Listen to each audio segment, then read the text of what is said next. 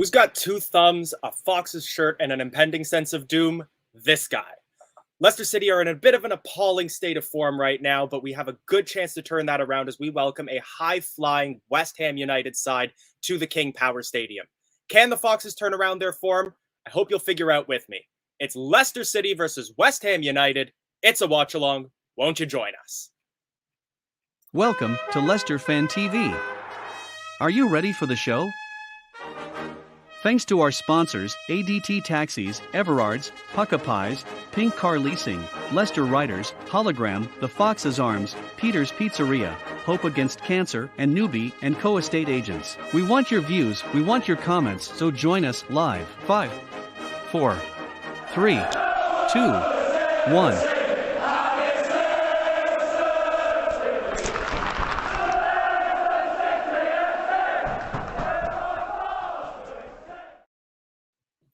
Hello. Welcome to Leicester Fan TV. My name is Elijah. Thank you for joining us for today's watch-along, and let's dive right into today's match. Leicester City are playing West Ham United. It's fourth place versus Leicester City, who are currently in 13th place, but with 3 matches in hand.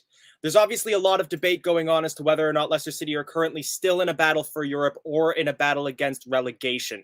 So get your thoughts in on that, and we will soon get into the lineups as well, and we can discuss the specific matchup that we're going to be facing at the KP tonight.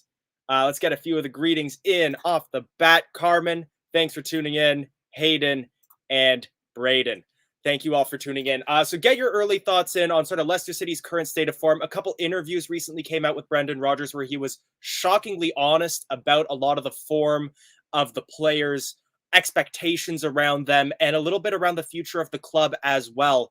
Obviously, some breaking news came out about Youri Tielemans in between the Liverpool match and this match as well. But at the same time, could this serve to further destabilize Leicester City, or could this be the end of the tsunami? And could we now be seeing a little bit more calm and a little bit more control in this side?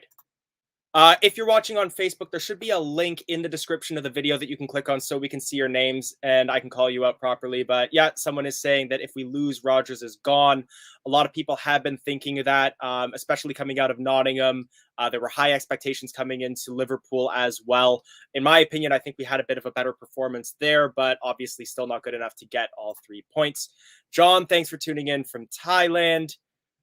Ross is already ready for his 5 minutes. Ross, we're going to go through the lineups quickly first, and then I'll put the link out for any of you that are watching. If you'd like to join me on screen and give me your thoughts in person, feel free to click in.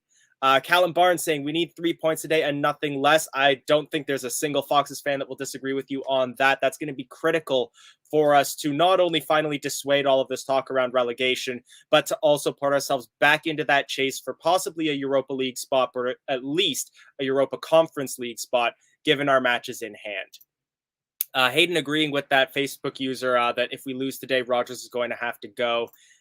Braden already getting in a score prediction as well. So Ross, I'll be doing the watch along today. I believe I'm hosting solo, but I'll always welcome a co-host if somebody joins in. Gray mentioning here, can't believe Tielemans and Soyuncu are playing. What's he doing? Well, I'll say with that, let's jump right into the lineups then. Leicester City making wholesale changes from the team that lined up against Nottingham and the team that lined up against Liverpool. This time switching up the shape as well to a 4-3-3 based on my sources. Kasper Schmeichel starts in goal and a back 4 with our 2 fullbacks that I feel like we've been missing starting together for quite some time, Ricardo Pereira and James Justin, and a central defensive partnership of Çağlar Soyuncu and Big Dan. In the midfield 3, Youri Tielemans takes a place on the left, with Dewsbury Hall backing him up on the right, and Ndidi playing that central midfield role. And an attacking 3, most likely we're going to be seeing some flexibility in those 2 wing players, James Maddison and Harvey Barnes, possibly giving us the opportunity to sort of switch around, possibly even to a shape like a 4-5-1, with Patson Daka up front. But I think Fox's fans around the world are going to be hoping to see Daka get a little bit more support, hopefully from Maddison and Barnes. I know that there's been a lot of discussion as to how well both Daka and Iheanacho perform as solo strikers versus when they have additional players in support. I'll get some of your comments up on screen momentarily, but first let's also take a look at the West Ham starting 11. Only one change made from the team that defeated Watford. Lucas Fabianski starts in goal, a back four consisting of Cresswell, Zouma, Dawson, and Soufal. Two defensive midfielders in the form of Declan Rice and Souček.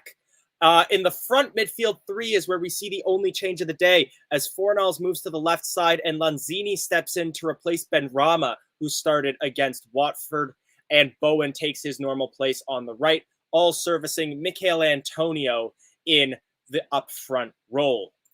So let's get a few of your comments in on that lineup. Lots of stuff to go through here. Brendan mentioning that we are missing Vardy and Fofana. I believe Fofana is still doing reasonably well in his recovery. We've seen Vardy recently release some clips on his Instagram account of him back in training. So I know that we're still expecting him to be out for a few more weeks at least, but maybe we could get an early return. Obviously, best to play things a little bit safer rather than nothing. Let's keep taking a look. Ross, if you want to join me, you're welcome to. Cags can't defend and Tielemans is uninterested. Honestly, though, I feel like a lot of this was with a lot of uncertainty hanging around Youri Tielemans. Now that I think he's made it clear, at least according to Fabrizio Romano, that he's not going to be extending his contract with Leicester, maybe now that's his monkey off his back. Expectations are now clear. And at this point, if he's not playing well for Leicester City, all he's doing is damaging his value and damaging the quality of club that might come in for him. So it's only in his own best interest at this point to start performing for Leicester City again. Dale mentioning we'll be lucky to get 3 points today as we have no fire in our gameplay. Dave Felstead, we just need to win today, and Youri needs to put in a great performance. I'm going to be hoping to see a good performance from Youri, and I think that's going to be a real critical factor here as to the final performance that we see, and the final score that we see will come down to how Youri performs in midfield. Gray already coming in with a prediction here with 3-1 West Ham United. Obviously, a lot of people also coming in here about Kurt Zouma. I agree with a lot of the stances that a lot of people are taking here. I'm obviously not on his side, but at the end of the day, it's David Moyes' decision what he wants to do with the team, and he has chosen to put Zouma in the lineup. If you're enjoying the watch along so far, feel free to drop us a like. If you're enjoying what you see on this channel day in, day out, please give us a subscribe. Please share our videos. That's what helps us get into the hands of Fox's fans around the world. That's how I discovered the channel, through suggested videos. So please drop us a like if you're enjoying it. All right, Ross, at this point, I'm going to get you onto the screen here. If anybody else would like to join in as well, we've still got 20 minutes until kickoff. Whatever platform you're currently watching on, you should see a StreamYard link coming into your chat, at least on Facebook and YouTube. Just click on that, enter your name, turn on camera and microphone, and feel free to join us. Chalar Soyuncu, another player that has been remarkably inconsistent, especially coming out of his performances from last season. He needs to show that he's at his best today. He's another player that might be looking at a move away from Leicester City in the summer, especially with Brendan Rodgers recently coming out about how much movement we can expect with this club. I expect that he'll be on his way out, and he's going to be in a very similar situation to Tielemans then.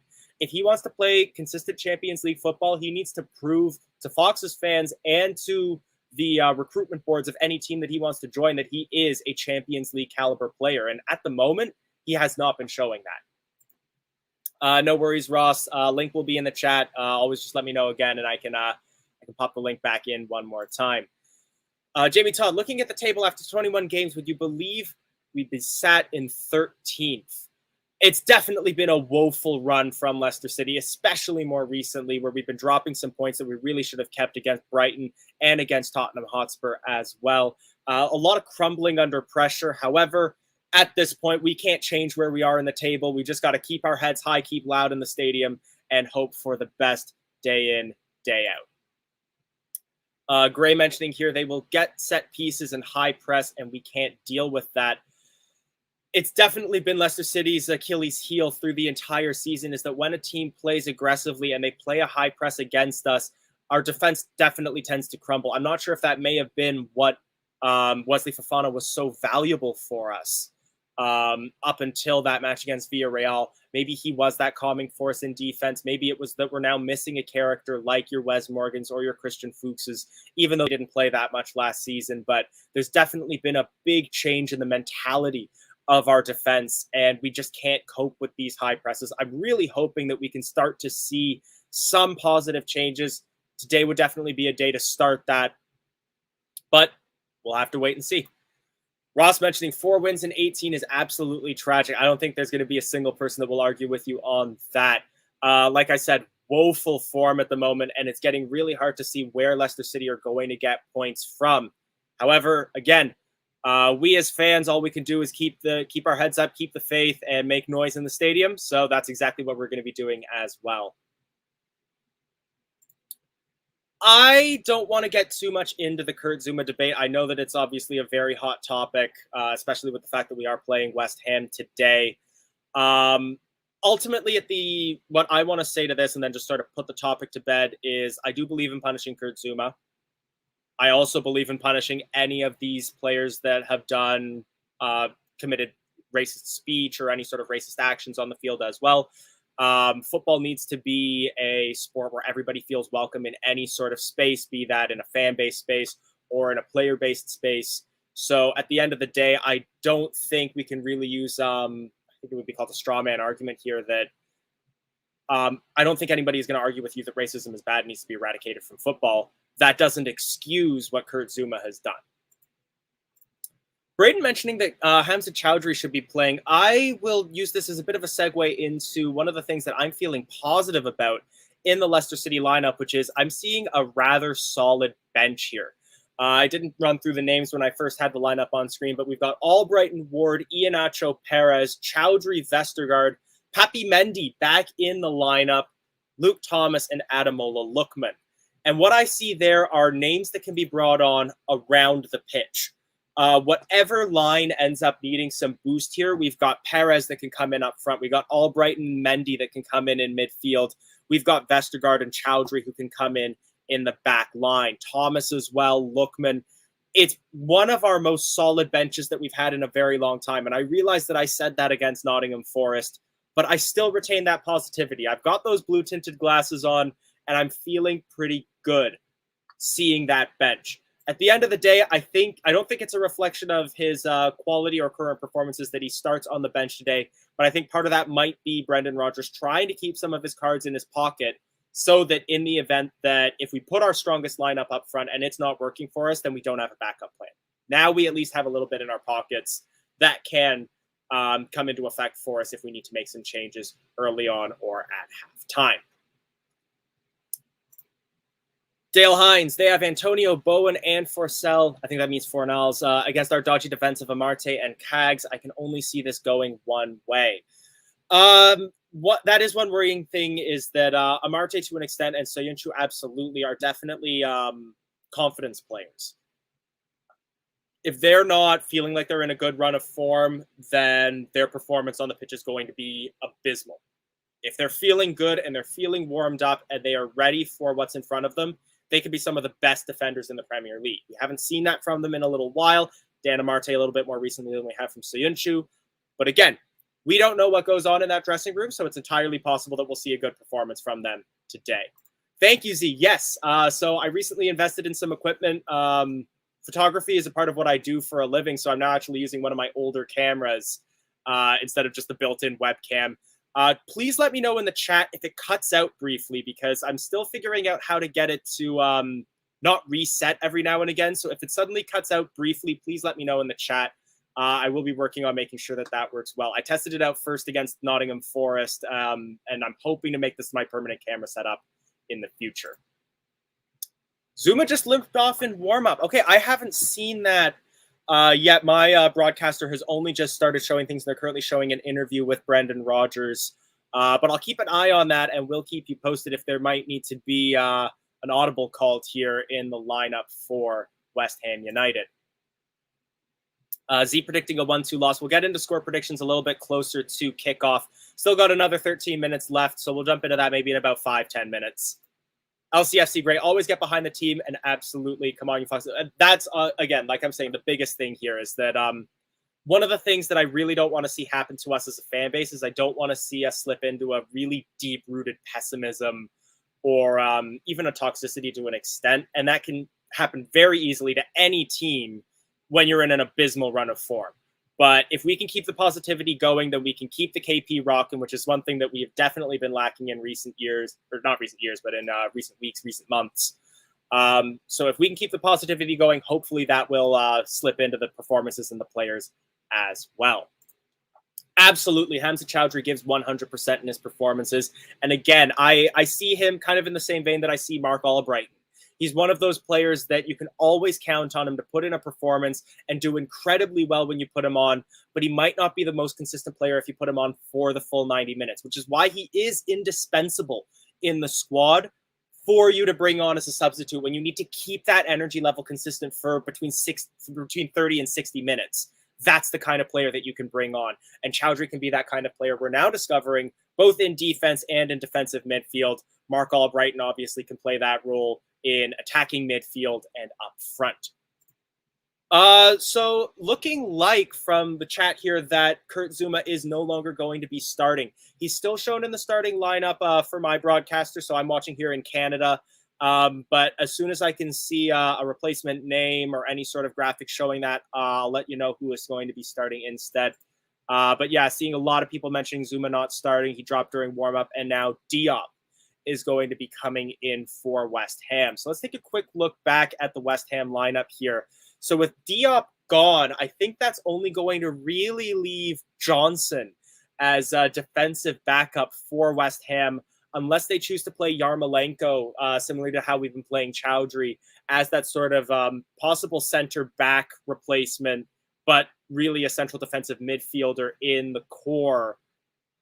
That could be quite damaging to West Ham United in the event that their defense isn't clicking, especially because they haven't had a chance to really train together. This wasn't what David Moyes was preparing for.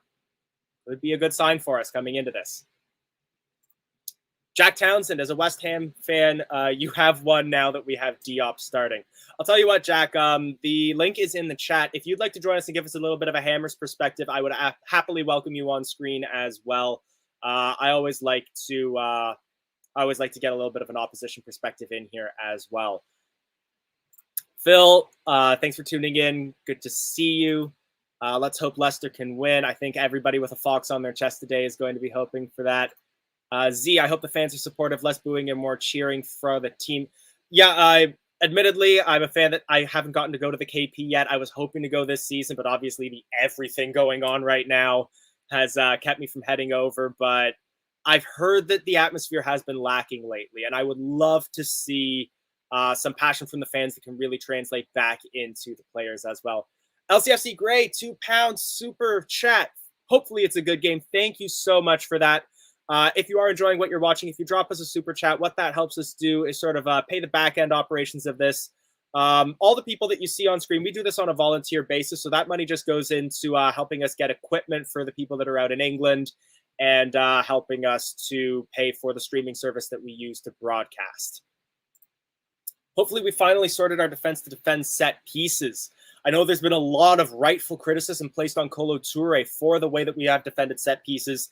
I saw a stat on screen that was mentioning set piece conceding in the Premier League. Leicester City, top of that list with 18 goals conceded. So definitely things need to change. We saw a little bit of positive change with our switch from zonal marking to man, a sort of hybrid system of zonal and man marking on corners. Will we see some more change? Will we see something changing in how we defend free kicks? We conceded another set-piece goal against Liverpool, so it is possible.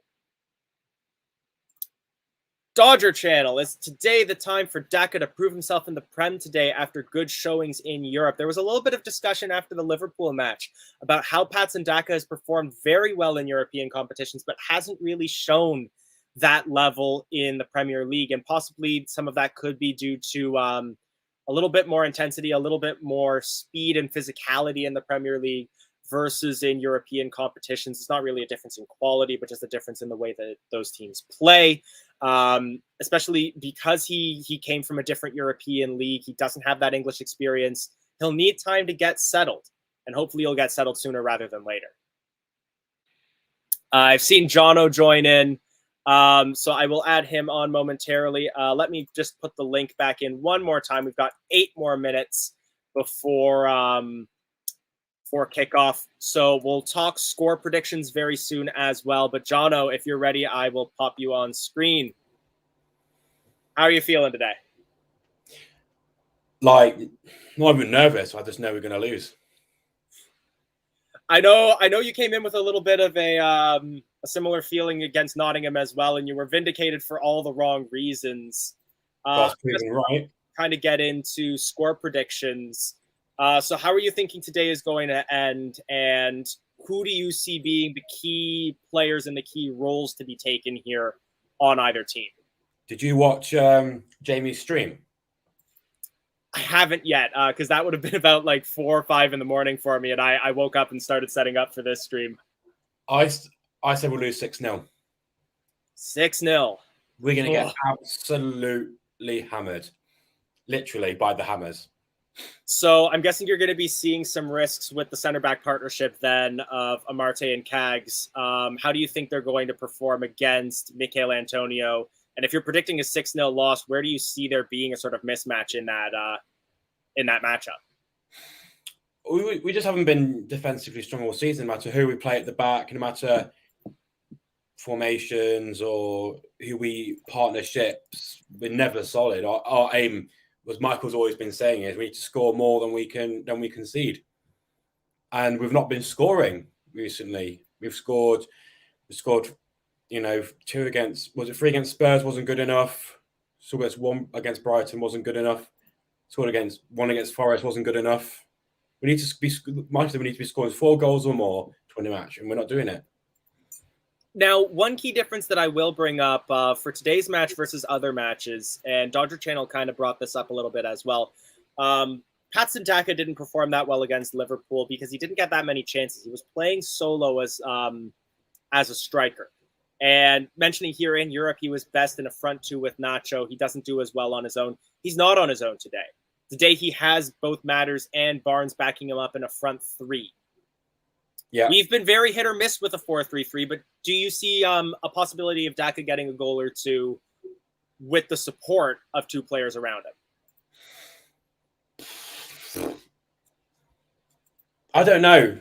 I don't know why Maddison's on a front 3. If anything, I'll prefer Dewsbury Hall on a front 3. Maddison isn't really known for his running capabilities or his pressure or anything like that. Maddison's been really good defensively recently. But yeah, I mean, Maddison's really good at supplying. Daka's obviously got really good pace. So if Maddison can do a good through ball to Daka, then that's fine. Tielemans better show up today because he's, you know, it's known now he's going to leave Leicester in the summer. It's fact. He's going to go. He's not going to sign a new contract. So either he does a Mahrez and has a Paddy, or he stays and he performs at the end of the season. You know, what team's going to buy him if he's out of form? So I hope the team. I just want to see just not to win, but just a good performance. Just to see players put an effort in, have a slide tackle, make a block. You know, have a shot on goal. You know, I just want to see the basics we haven't seen in ages. I wanna vibe with a few of the things that you were mentioning there, because there is I mentioned before you came on that I'm feeling positive about our bench. And I feel like that might have even been why Tielemans is starting on the left instead of in central midfield, is because in the event that he does have a bit of a mare, he's not performing at his fullest, even though the monkey's off his back that we know he's going to be leaving now. Mark Albrighton can fit right into that spot. Oh, Brighton can fit in that spot. We can also keep put Barnes on the left, bring on Lookman, or put Brighton front right and put Mendy on for Tielemans. You know, we've got multiple options. I can see that Jamie's put. We are definitely the underdogs today, and I'm going 6-0 to the Hammers. Because what? So I will also say for those of you in the chat, I want to discuss a few more lineup things with Jono as they are showing everything on screen. Michael was mentioning his showing of 1, 2, 3, 4. So the zone here is still showing a 4-3-3. So I will have to wait and see when the players go up onto the field. But in the chat, get your score predictions in, and we'll chat score predictions as the players are now on the field. They're lining up for the Premier League anthem. I want to talk a few more things in the lineup here. You mentioned Dewsbury Hall and Madison and why they are placed where they are. I see one difference between Dewsbury Hall and Madison, where Madison has been shining defensively, like you mentioned. I think Dewsbury Hall has that little bit more physicality when it comes to knocking players off the ball, whereas Madison has that little bit more physicality when it comes to holding the ball in possession. And I feel like that's the key reason why Madison starts up front and Dewsbury Hall starts in that midfield line instead of vice versa. Yeah, I mean, Dewsbury Hall is a workhorse, so it's good. It's good. He can do both. He can run back and help defend, or he can help attack. You know, he's a workhorse. Madison has been struggling with light. We know he's has had a knock, so I think we don't want him running ragged, but Dewsbury Hall could do that. But I mean, if we need that solidarity in midfield, Mendy's been impressive in AFCON, so. Of course, he can always bring him on to solid midfield, but I want to see Inacho, Perez, and Lookman come on because they're very positive. I don't want to see if I see Vestergaard, Thomas, or any of those players come on for any other reason than injury. I'll be upset because we can't keep on sitting at the back, passing around the back or midfield, not doing anything. We need to attack. We need to. I don't care if you hoof up to get to their box. Like, we got one of the fastest Premier League players at the moment. Virgil van Dijk said it was a nightmare. Even though we didn't do much, he said I had to keep him on my toes because if I let him through, there was a goal. What? Use him. Hoof it up and use him. I don't care. That's what we won the Premier League. We just hoofed up to Vardy and he scored. At the same time, though, we don't really have those players with the same pace as Vardy, so I think we do have to try to play a little. Daka has that pace. He has pace, but not quite. I wouldn't say quite the same pace as Vardy. Vardy level pace is a very high bar. And if we don't go at them, they're just gonna, like we did in the beginning of the season, they're gonna box us in, and it's gonna be an absolute horror show. Because Michael said, "Jono, back the boys," but what have they given me to have confidence in them? None. We capitulated against Spurs, lost 4-3. Capitulated against Brighton, drew 1-1. We capitulated against Forest when it was only 1-0 down. Then we capitulated to 3-4-0. So I have no confidence. But prove me wrong. Well, I was going to say one of the two of us is going to eat our words today, and I really hope it's you. I want to eat my words. I want to look like an idiot. I want to look like, what was he talking about? But I was proven wrong. Forest. We have just kicked off, so I'm going to jump us right into our commentary, and then you and I can work together to get synced up as well. A little bit of a tussle in the midfield. West Ham kicked off, but Leicester City have already regained possession at the moment. I don't know what channel it's even on. I'm going to have to go up Soyuncu with the ball near the center circle. Plays it forward towards Barnes. There's calls for an offside, but play hasn't stopped. Cross comes in, but it is held by Fabianski. Yeah. Plus, I want the fans to be singing as well. Like, it looks like the stadium's not full, and we were known as one of the best fan bases, like singing loud and proud. But that seems to be dissipating, and We discussed that a little bit as well, that I really hope that even with this poor run of form, we don't see like a lasting negativity kind of settle into Leicester, because it's very, very easy for that to happen to a football club during a poor run of form. Yeah, like I've been watching some podcasts, I've been watching some other commentators, what's Gary Neville and stuff like that. What role are they? Pundits, that's the one. One of them was saying how much Brendan's a good manager, and what do you think of the issues with the club? Like, is it the fact, are we going through a bad phase? Is it Brendan? Is it the fact that that the Premier League days are over? We need to have a clear out and pick players that suit Brendan's tactics. If not, you're out. Is it the training facility? Like, they're all catered for? There's multiple factors that could be at play as to why we're in this sort of, bad form at the moment. What do you think is our reason why? I think it's a little bit of everything, to be honest. Just also mentioned just some passing around the back at the moment. Dan Amarte plays the ball back to Casper. Antonio's trying to put on some pressure, but he's not getting anywhere near the ball. I think it started off with a run of poor form spurred by an injury crisis. And part of that may have been due to the fact that the players may not have been, the new facility may have been treating them in a way that they weren't ready for the rough and tumbleness of a match anymore. I don't believe that's the case, but I know there's people that do. And similarly, I think that when you hit a poor run of form, that's when that rot can sort of start to come in. And with a few players, I think they lost their belief, they lost their desire, and that sort of started a bit of a tailspin. Can some of that be Rodgers' fault? Absolutely. But I think I still back Rodgers to a point, because we've seen him do great things with this squad before. And this wasn't a squad that he himself built. This was a squad that was built up with leftover players from as far back as the Nigel Pearson days. But realistically, a lot of these players were Puel signings. A lot of these players were Ranieri signings. If we can give I think we need to give Rodgers a little more time. However, if Top sacks him, I wouldn't be surprised. If fans want him to go, I wouldn't blame them. Because it's very, very difficult to place what can cause such a catastrophic tailspin for a club that really should be challenging for Champions League instead of trying to get into the Conference League instead of a relegation fight. So do you think this is sort of what Arsenal's situation is that we had Nigel Pearson, who kick-started the run which won us the Premier League. Then Ranieri, and obviously he was sacked by Top because of behind-the-scenes problems. And then, Vichai sacked him. But then Ranieri came in, he made signings. Claude Puel came in. Shakespeare came in. I don't know if he made any signings or not, but I don't think he did. Claude Puel made signings.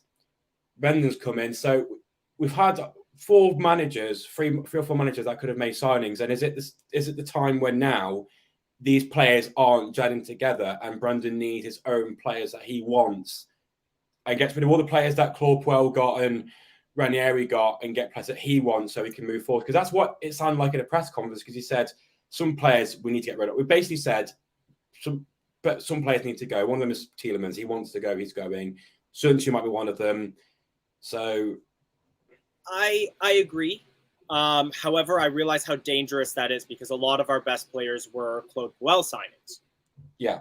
Credit where it's due. I realize a lot of people don't like Claude Puel. We didn't play well under him because of his tactics, but he signed Tielemans. He signed Madison. A lot of the players that make up like the backbone of what Leicester City is right now is thanks to Claude Puel. And I'd be scared to say let's give the reins to Brendan Rodgers, who allegedly overrode his scouting team in order to sign Yannick Vestergaard and Ryan Bertrand. I understand that because we were kind of desperate.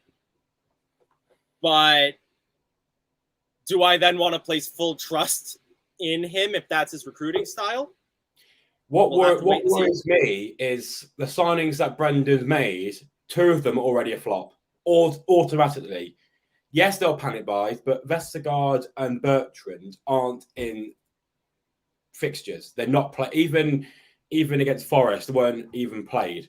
Those were games where we thought, rest our main players for the Premier League and use our second decent team for FA Cup and EFL Cup games, but they're not being used. So two out of the four signings we've already made are flops that he's brought in. That said, though, I don't think we would even be in the Conference League if it were for Pats and Daka. We probably would have finished bottom of our group. Definitely. And similarly, I don't know if you got the chance to watch Brendan's latest press conference, but he was very honest when he mentioned why he signed Yannick Vestergaard. And I hope that doesn't affect his morale, but he said, Vestergaard and Bertrand know why they were signed. they were signed to fill the squad, and they were our only options. Well, everyone knew this. Like, we scored. Brendan's team were the team that scored 9 against them. They were in that defence. They knew that Fofana broke his leg a week before Vestergaard was signed. Bertrand came into a squad where we were missing Justin, you know. Just going to cut you off for a quick second. Soyuncu's on the ground after taking an elbow to the head. Not intentional, but it was a trailing elbow, I believe, from Bowen. Or no, sorry, from Souček. He's getting checked on by the medical team, but I believe he will keep going. Ross, I see you've joined in. If you'd like to join us for a bit of the watch along, I'll add you in. Yes, lad. Oh, God, I've just come back. It rain. Absolutely I'm proper soaked, mate, I tell you. Loving the shirt, though. We got 2 Walker's Crisps going. Yes, just missing Jono now. What's going on? Jono's repping the King Power. That logo of King Power is one of my next to Walker's is my favorite sponsor on the front of a logo. I know what it stands for now. FNBS. That's what it stands for. That's what we see. Come on now. They brought that in because this is going to be an awful season. It's FNBS. Oh, why would you say freaking bull scrap? Yeah, it's that. That's why they did it, because this is what they knew. They predicted the season. Oh, dear. That's why before the 9 o'clock watershed, it's freaking bull scrap, and then you know what it is after 9 o'clock. Let's calm down here. So Soyuncu has gone off the field because he has received medical treatment. He's heading down the tunnel. No substitution, so Leicester will be playing short-handed for the next little while. I think you're like a few seconds ahead of me, Elijah. Only a few seconds. I'm on 8 minutes exactly in 3, 2, 1, boom. Okay, I'm just under 30 seconds ahead of you. Jono, what time have you got? Because we can try to get all 3 of us. I'm on 8 minutes. I'm way behind. Okay, so I will pause at 8 minutes 45, and then we'll all get synced up. Someone saying Rodgers gives in completely. That's not necessarily true, because he's adapting. Like, indeed, Chadri is centre back. You know, he's not just saying, "Oh, we should bring in players just to fit there." You know, he thinks about what could work. And in an injury crisis, you can't blame Brendan really, because it's an injury crisis. So no, actually, technically you can, because he sacked Dave Rennie. That was a big part. I'm on 40, 41, 42, 43, 44, 45. I'm on 8, 38, 39, 40. Okay, so hang on. So Ross, you and I will both pause at 9 Not minutes. Exactly 9 minutes, yeah. It was exactly 9. Okay. 5, 4, 7, 3, 8, 9, 2, 1. Oh, crap, I forgot I put 8, 7, 6, 5, 4, 3, 2, 1. 9 minutes. There we go. Well, I'm only a couple of seconds ahead because the stream that I'm using, it's Chromecasting. All right, so then Ross, just don't give away any spoilers for us if you're a couple seconds ahead. West Ham on the break here. And it's a goal to West Ham. It's 1-0 West Ham. How weird did you say as soon as you said that? As soon as you said that. Jared Bowen catches us on the break. On Fire's goal. I'm with it. I'm looking at defend. Like, if you look at the defending, that might be offside. You know, it's not offside. Sorry, it's risky. I think Amarte might be playing him onside here. No signs of a review as yet. If it was the play on the right, it would have been, if it was Antonio, it would have been offside. But that's not offside. Nothing. There's not much that Schmeichel can really do about that. Maybe he could have come out of his net a little more. Unfortunately, it won't let me pause it. I've tried to, but then it just goes back to what it was. Because what I usually do, I don't know if you have it in a Canadian tap place. Basically, you can mirror your phone to the TV. Yeah, we have Chromecast here. Oh, okay. I didn't know if you knew what it was. All good. No, so basically, I mirror the phone. So obviously, whatever I go on, it's on the TV. But obviously, on this occasion, I've got an app, and it lets me click it, and it's brilliant. But the only thing is, it's obviously I've got it on rate low anyway, but it's Portuguese commentary. I feel like the intensity with which you put your beer down is a bit of a statement as to Leicester's form at the moment. I'm just getting ready for the onslaught. I'm getting ready. Well, just to give all our fans and all our peeps a heads up, 11 minutes gone. Leicester 0, West Ham 1. We have a 100% record, Elijah. We're going to do this. We have one game where we've won it. If we lose, technically it doesn't count because Jono's in.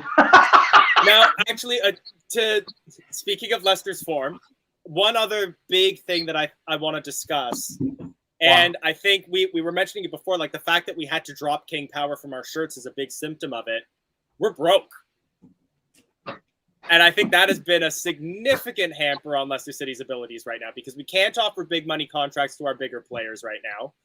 And we can't make big signings needed to get into Europe. And that's really no fault of our own. We're owned by a travel company.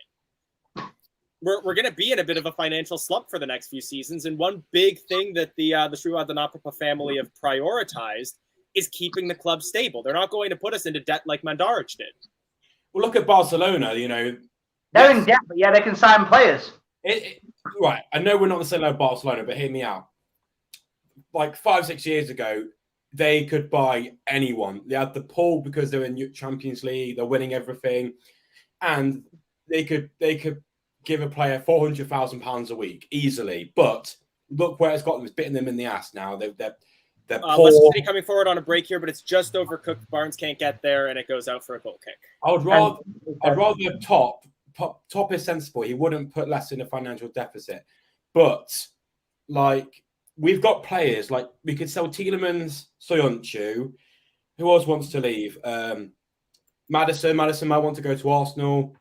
No, that's 120 mil right there. We could easily get 4 or 5 decent players that can come in and fix, that can stable us. Like this season's written off now. Like when we it's definitely 100% written off. You know, and the only thing that we've got going is that let's be the inaugural Conference League champions. Yeah, and I hope that I know it's a BTEC European trophy. However, the only pull we would have for Kubako 12 Club is European football. That is the only pull we have. It's so dangerous to prioritize it, but I believe it should be what we're prioritizing because it only takes one match for us to be out of that.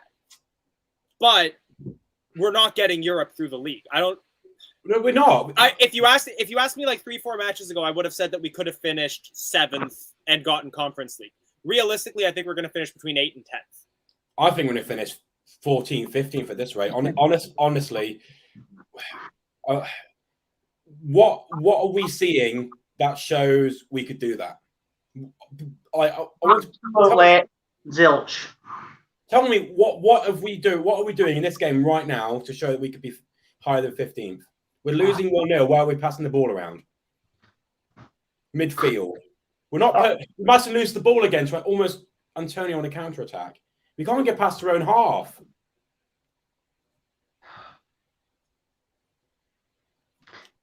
I'm speechless. If I am honest with you, I'm actually speechless. I really am. It's just this shows Ranieri, Claude Puel symptoms. All 16 playing for him. They're not playing for him. I think it's the worst. I'll tell you why it's worse than Puel. Because with Ranieri, we were in the bottom 3 when we had to get rid of Ranieri at that point. And it's 16. So I'm not obviously we're not going to be in that bottom 3 because obviously we're like 9 points and all that stuff. But everyone says, "Oh, we've got 3 games in hand, but we've got to win them 3 games. We've got to even get points. Never mind win." I'm just looking at the table. The teams that below us are there's not many. The teams that below us are Burnley, Watford, Norwich, Newcastle, Everton, Leeds, Brentford. Brentford had a brilliant start to the season, but they've sloped down. Everton have got a new manager and new players. They've won their last game. Newcastle have not won a game, have not lost a game in over 5 games. They're not good. Norwich have got a new manager. They've lost 2 games out of 5. We've only won 1 game out of 5. Every team below us, apart from 2, have done better. We've won 4 in 18. It's tragic with a capital T. Honestly, it's awful. Free kick to West Ham in their defensive third. Patson Daka trips up Diop while attempting to get the ball on a break.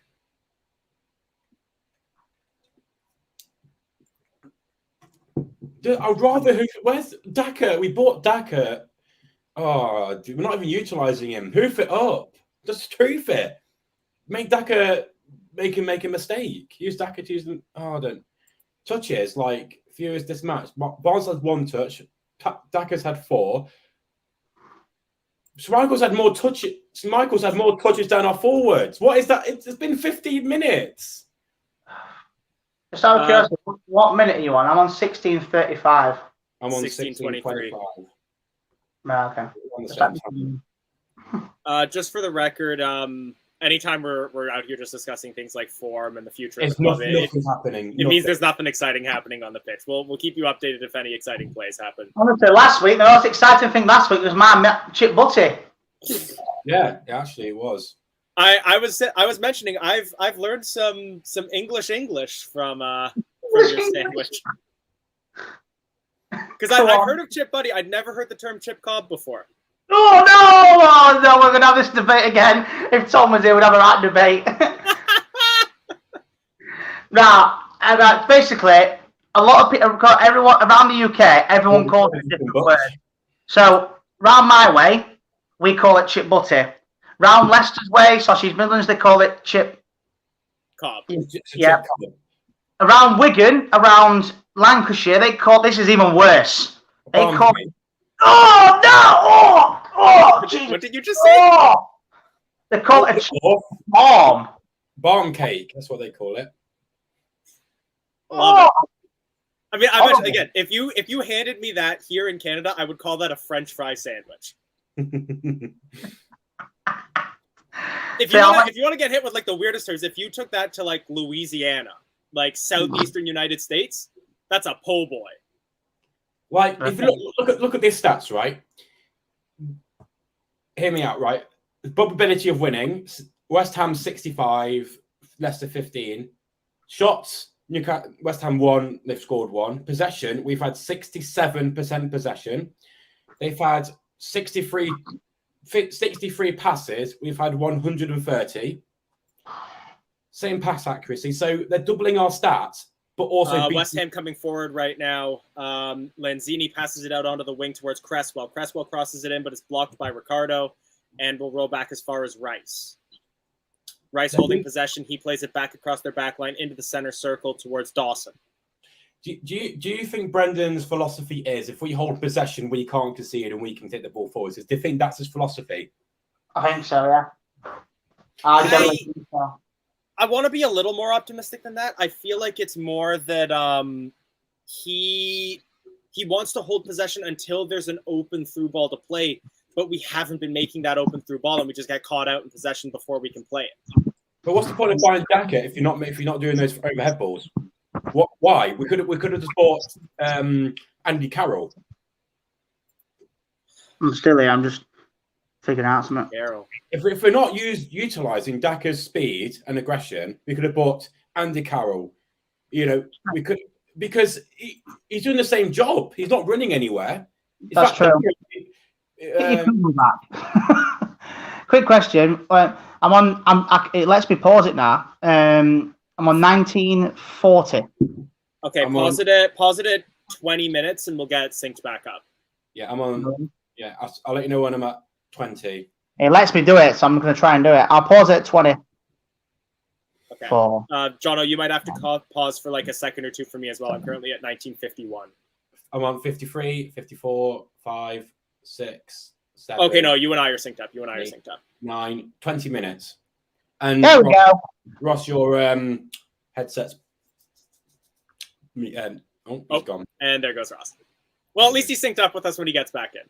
Yeah. West Ham coming forward again, but Ricardo intercepts in front of Cresswell. A little bit of back and forth between him and Madison, and now Leicester City coming forward. Lays ball back off to Madison. Madison lays it in towards the center. Hey, Ross, I bet you're out of sync now, aren't you? I'm on 20 minutes and 28, 29, 30. No, you're in sync.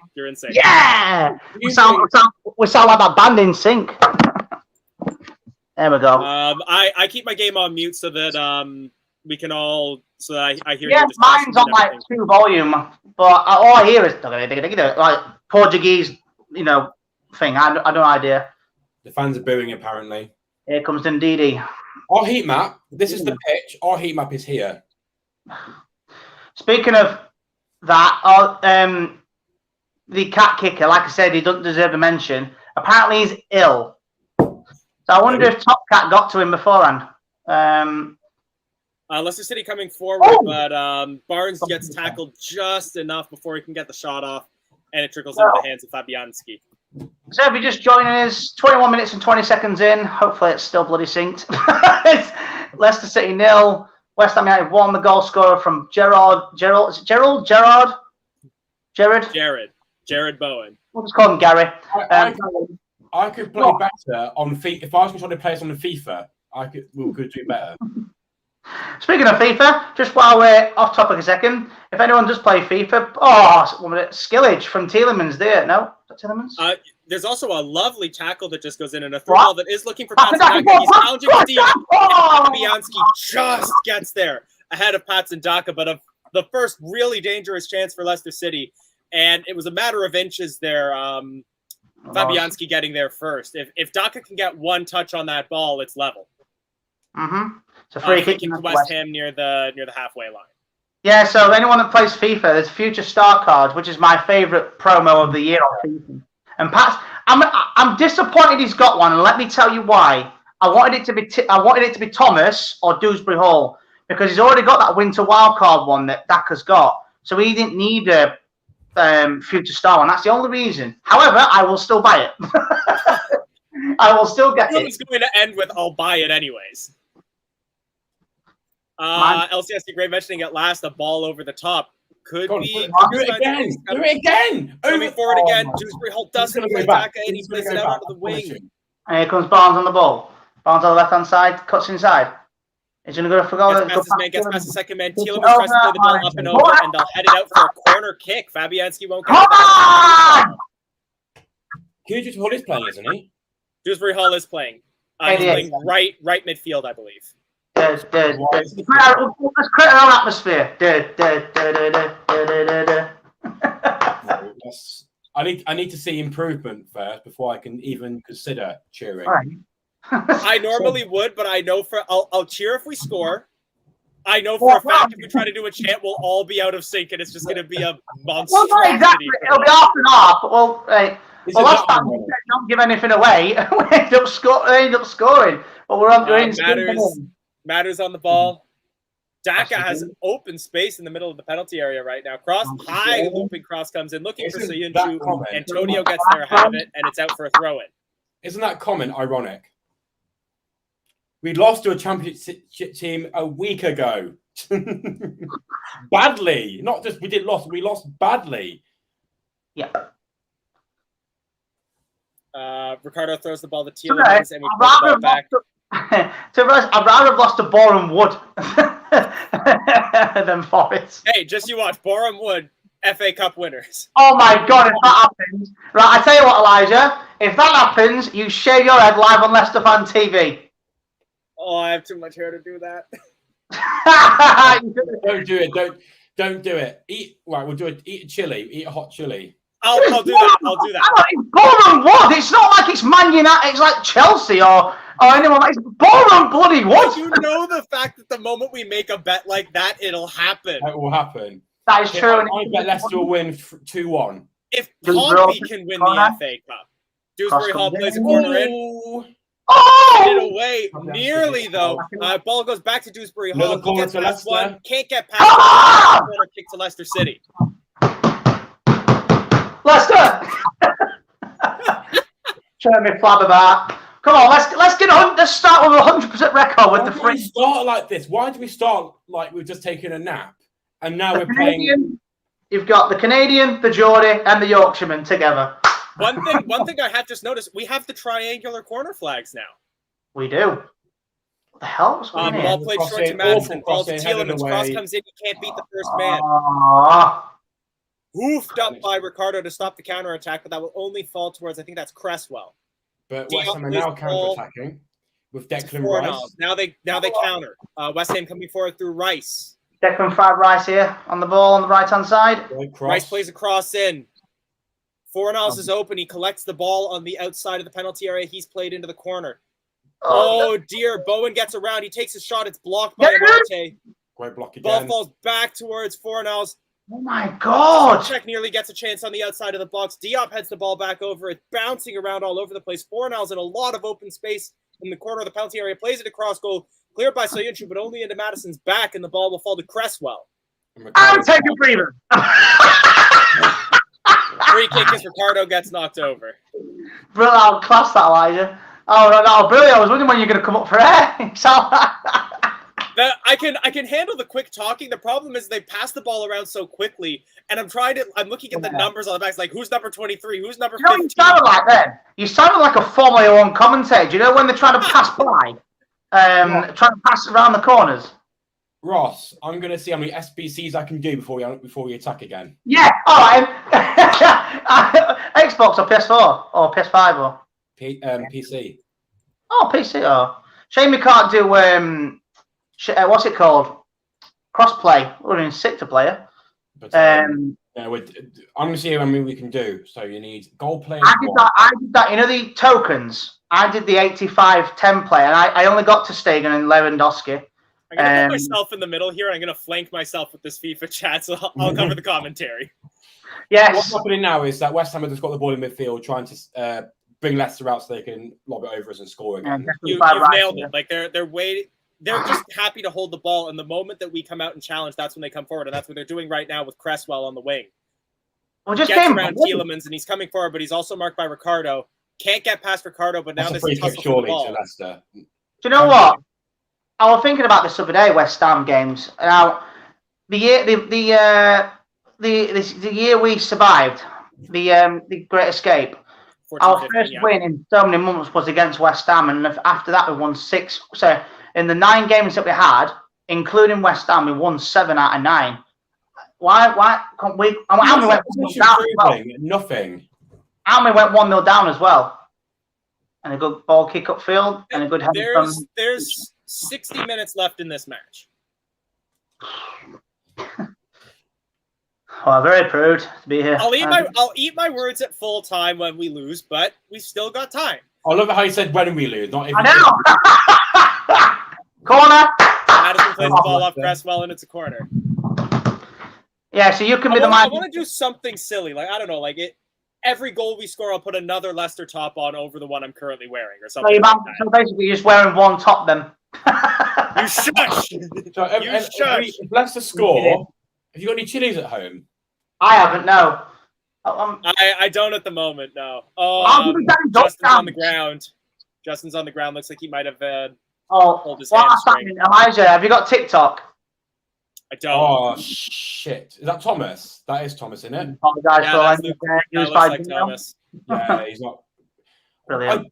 I said in Jamie's show. I don't know if you watched it, but I did. Thomas. Why are we playing Justin? Why?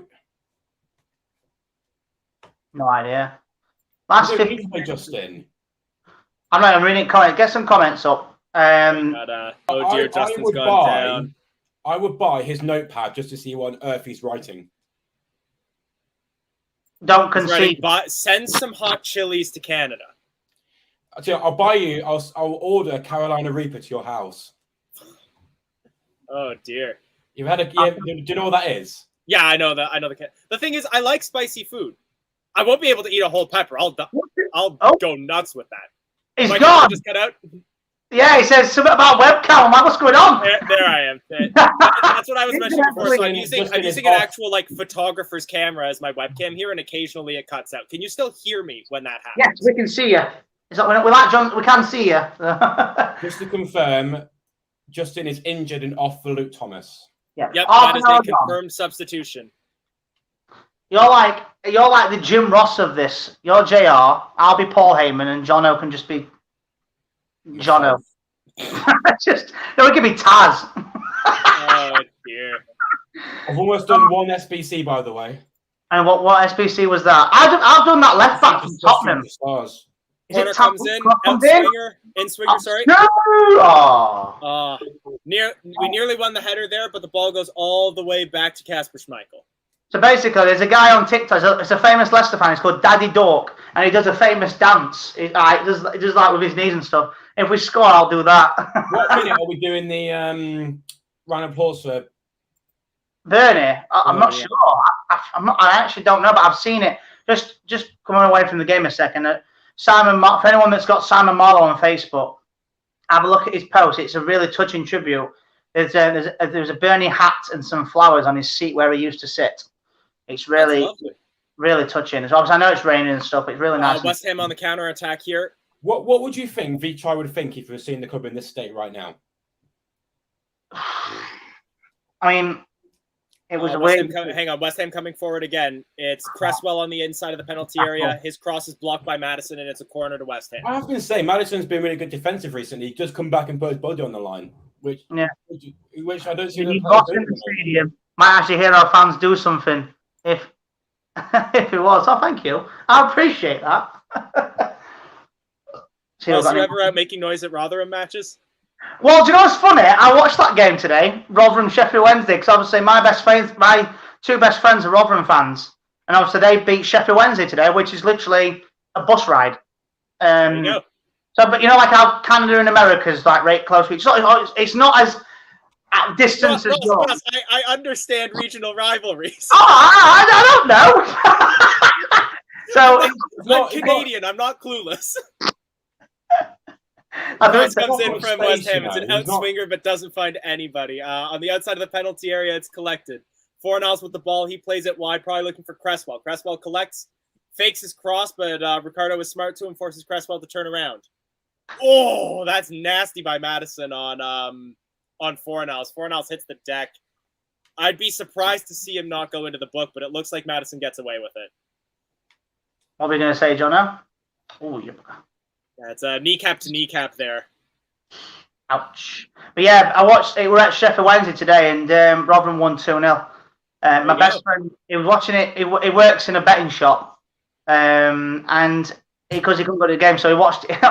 He watched it in there. And my other mate watched it in pub. It's his birthday today. Chris Speed, if you're watching, happy birthday, pal. He turns 29 today. It's his birthday, and just beat the local rivals 2-0. Rotherham's the New York Stadium, right? Yes, that is correct. New York Stadium. Cross comes in, it's cleared. Sorry, played okay. back into towards the penalty area, a little bit of back and forth. Cross comes in, blocked by Luke Thomas and hoofed out. That cross coming in from Bowen. A little bit of a tussle in midfield. West Ham just dominating us physically at the moment, but Leicester maintained the ball. A little bit of an overcooked pass towards Ndidi, and they maintain the possession. Lovely kit there. We got the triple walkers now. There we go. I think it's a triple whoppers. I don't remember going to Burger King. Old school. Oh, that's mint that. That's the other Walker's shirt that I've got. Although I've got it, I think this is like a 2XL. The letters coming off, like some of the. Yeah. Right. Stay there. I'll show you mine. So is that the like retro remake? Is that a modern remake or is that original? It's not the one from the 90s. I've had this for less than a year, and look at that already for washing. Oh. You got to do it. You got to put it in the bag. You have to hand wash your shirts, and you can never put them in the dryer. Those felt letters will peel off. Whoa! You got to do it on delicate wash, under 40 degrees, on low spin, and air dry. I never put these in the dryer. I always put them up radiator afterwards. But I don't even tumble wash mine. Like I wash all mine by hand. That, by the way, is been super glued back on. It's gone. It fell off. You don't win in any shirt, Nick, let alone this shirt. Come on, Jono. These are my collections, right? These are. I'll get a few more. 1 second. Because there's now you started talking about kids with me. And when you start talking kids, I get into it. All that's happening in this game is just ping pong with the field. Like, yeah, we will concentrate on like anything important going on, and because I have this shirt, the original, but the Fox Leisure crest had fallen off of it before I bought it. There's my one from last year. Do you know what's really funny about this one? The Europa League badge is still intact. Your thing's coming off though. Your things are peeling up. Yeah, no. Ross is all right. It's just the number 6. A tumble wash will still peel those heat bonded kits, especially if you don't wash on cold. This one's a battered one. Schmeichel was livid at Marty. Antonio's gone down injured, and Marty's just stood there, and Schmeichel was yelling at him to pass the ball forwards, but he wasn't. There's my pink one. Schmeichel is livid. I've actually got, rightfully so. We need to get some momentum back on the attack here. I've actually got Leonardo's shirt. Like Matt's worn? Leonardo Joa's Leicester City shirt. I'm not putting it on because I'll end up splitting it because I'm half fat belly. But I've got it up. Jono, Elia, Ross is Brendan elite. No, my opinion, no. No, I don't think he is. I would say that he's at least cusp of elite. I don't know that I would call him an elite manager because I don't think that he's the level of like a Klopp or a. I don't even know that I'd call Tuchel an elite manager yet, but like a Klopp or a Sir Alex or anything like that. He's won the Champions League. That's fair. That's fair. We're Chelsea. I'm this World Cup club thing and got him into. You know, okay, fine. I can call Tuchel one as well. Back to Pittsburgh, so like this is the one that I have. This is the original one from '95, but it's missing the Fox Leisure logo, which is the reason I don't wear it. I want to everyone in the chat if you have a chance to chat, put in the chat. If we lose this, is like depending if you want him out or not. Do you think he'll be sacked if we lose this game today? Because I think my opinion. So I don't think. Pull that back. Call it up a second. I'm gonna get the exact one, but is it on the back? I don't think Brendan's gonna get sacked until the end of the season. Eddie Howe is well, you know, he smashed Everton 3-1 with Newcastle. There's no way he's leaving Newcastle with the project they're going on. I'll tell you what, they've got big plans ahead because the signings they made in just a January window. How much more money did he have than us? But they're a subsidiary of the Saudi National Oil Company at this point. Here we go. Is Madison on the ball? Just to interrupt you there. Here's Yuri Tielemans to left-hand side to Ricardo. Go on, take him on. What is Tielemans doing there? He's playing rugby. Ugh. He's not even playing rugby because it was wide. Oh. That was very selfish. You could have crossed it in the middle to Daka there. Hugely selfish. He had two players in the area. I'm looking at it now. So good pass from the great play. Excellent build-up until it hits the feet of Tielemans. Are we playing Randers after this game? Yes, Randers is our next match. Yeah. If we lose to Randers after this game, that's it. Rodgers out for me. I'm sorry. I think, right, here's the issue. When that situation, obviously, Leicester Fan TV, if we were doing when, you know, the year Ranieri got sacked, if we were doing all this, you know, all the technology that we're doing now and stuff 4 or 5 years ago, and Ranieri got the sack, and I think, in my opinion, it's the same. It's 2.0. You know, we have a great season where we won a trophy. This season, obviously, we've won the FA Cup last season, now the Community Shield. And then we're just playing really bad and really poor, and, you know, and it's just bad. And I think it needs to go, in my opinion. You know, anything's better. Leicester City coming forward again right now. Dewsbury Hall plays the ball out on towards the wing. Played back towards Barnes. He's held up by Souček. This is Madison. Barnes. Great. No, sorry, Dewsbury Hall to Barnes. Great switch that was. Great switched over towards Ricardo. That was a great flick onto Ricardo, Premise the middle. No one. There's no one in the center, but it's back to Ricardo. Shots blocked. Tielemans can't collect. And now it's Antonio. It's 1 against 4. 1 against 4, and he's beating up nearly all of them. We forced him to turn around.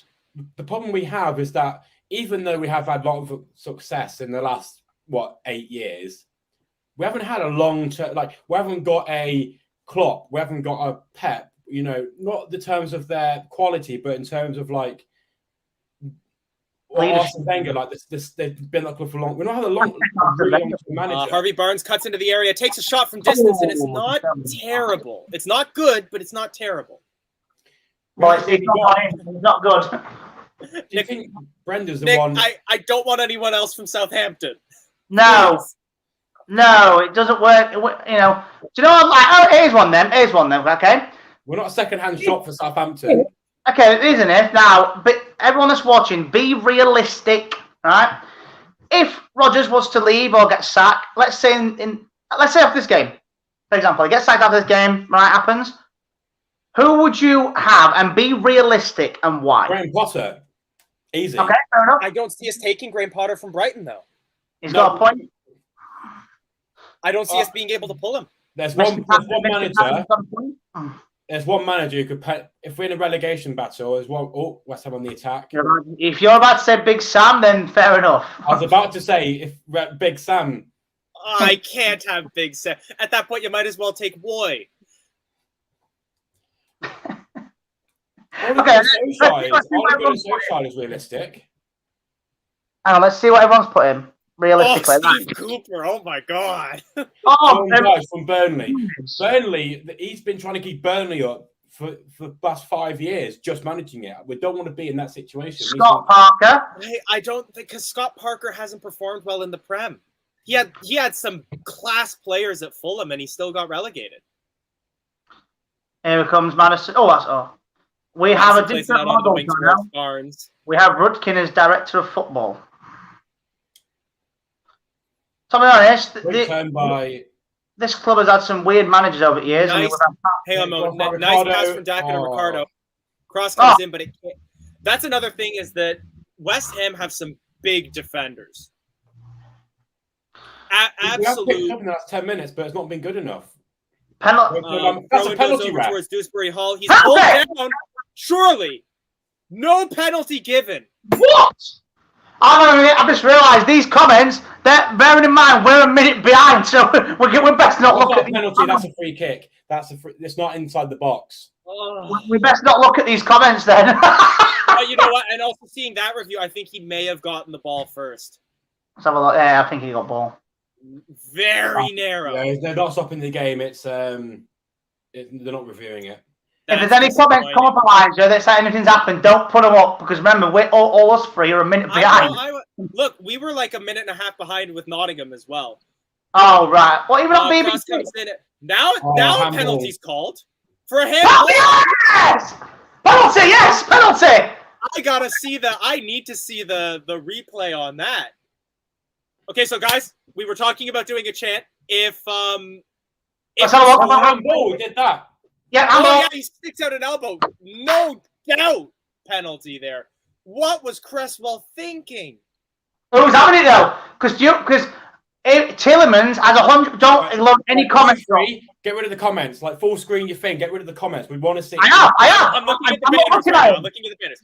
I'm not looking at it. I'm looking at the TV. If we score, we do the song. Okay? If we score, we do the song. Well, we're going to have to say proper Dynamite instead of effing, because remember... Come on, no, not the Tielemans song, the goal-scoring song, the one they played in the stadium. Sorry. Well, I'm not seeing the comments. It's probably been taken by now. Oh, it's definitely been taken by now. There's 6 new comments. Right, here we go. Tielemans looking mighty stoic here. This is his chance to make up for that miss. They all know what's happened. We don't. Tielemans standing over. Yes! Get it! Yeah! Come on! Game.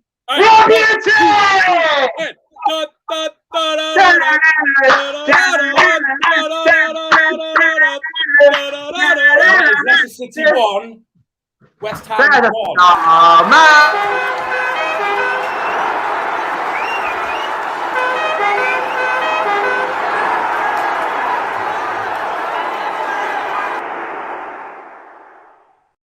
Lucas Fabianski dives the right way, but it was people are putting Yuri missed. You don't take better penalties than that. It was out of the reach. Fabianski couldn't even get his fingers to it. And the game is level. I'll tell you what. Don't concede now. Thank you. There's a star man. He plays in blue and white. His name is Joey Turner. There's a star man. There we go. Daddy, don't dance. Eat your heart out. Maybe that's a bit of what we've been lacking. Oh. I thought you were chugging that then, John. We are Premier League. The better 3 minutes at a time. Minutes, haven't we? Go on, Daka! Oh, Patson Daka nearly got us a golden chance there, but the ball falls towards Barnes on the wing. They said, surely that's a foul. No foul given against Dawson there, but Leicester City maintain possession. Dewsbury Hall plays the ball back. Thomas now in possession. He does his man. Plays the ball forward. He's He's got to play the cross sooner than that. What are you doing? Get in the West Ham ball. regained what their is that first break pass? back. Oh, pass it out. Oh, What? poor Great pass from tackle. Tielemans there, and Oh, West Ham regained no. possession. They look to break. Antonio up against Marte. It's 1 against 2. Jamaica versus Ghana. Take him out. He gets past the Marte, No! plays a cross in. Oh, that was Thank the Lord. Who just threw himself at that? Was that Tielemans? Well, when it's half time, I'm gonna. Oh, well, Fee, thank you very, very much. Thank you, Fee. 99p super sticker. When it's half time, He scored for Leicester. I don't give a. He scored for the club, not for himself. So yeah, and all things considered, until he leaves, he's a Fox.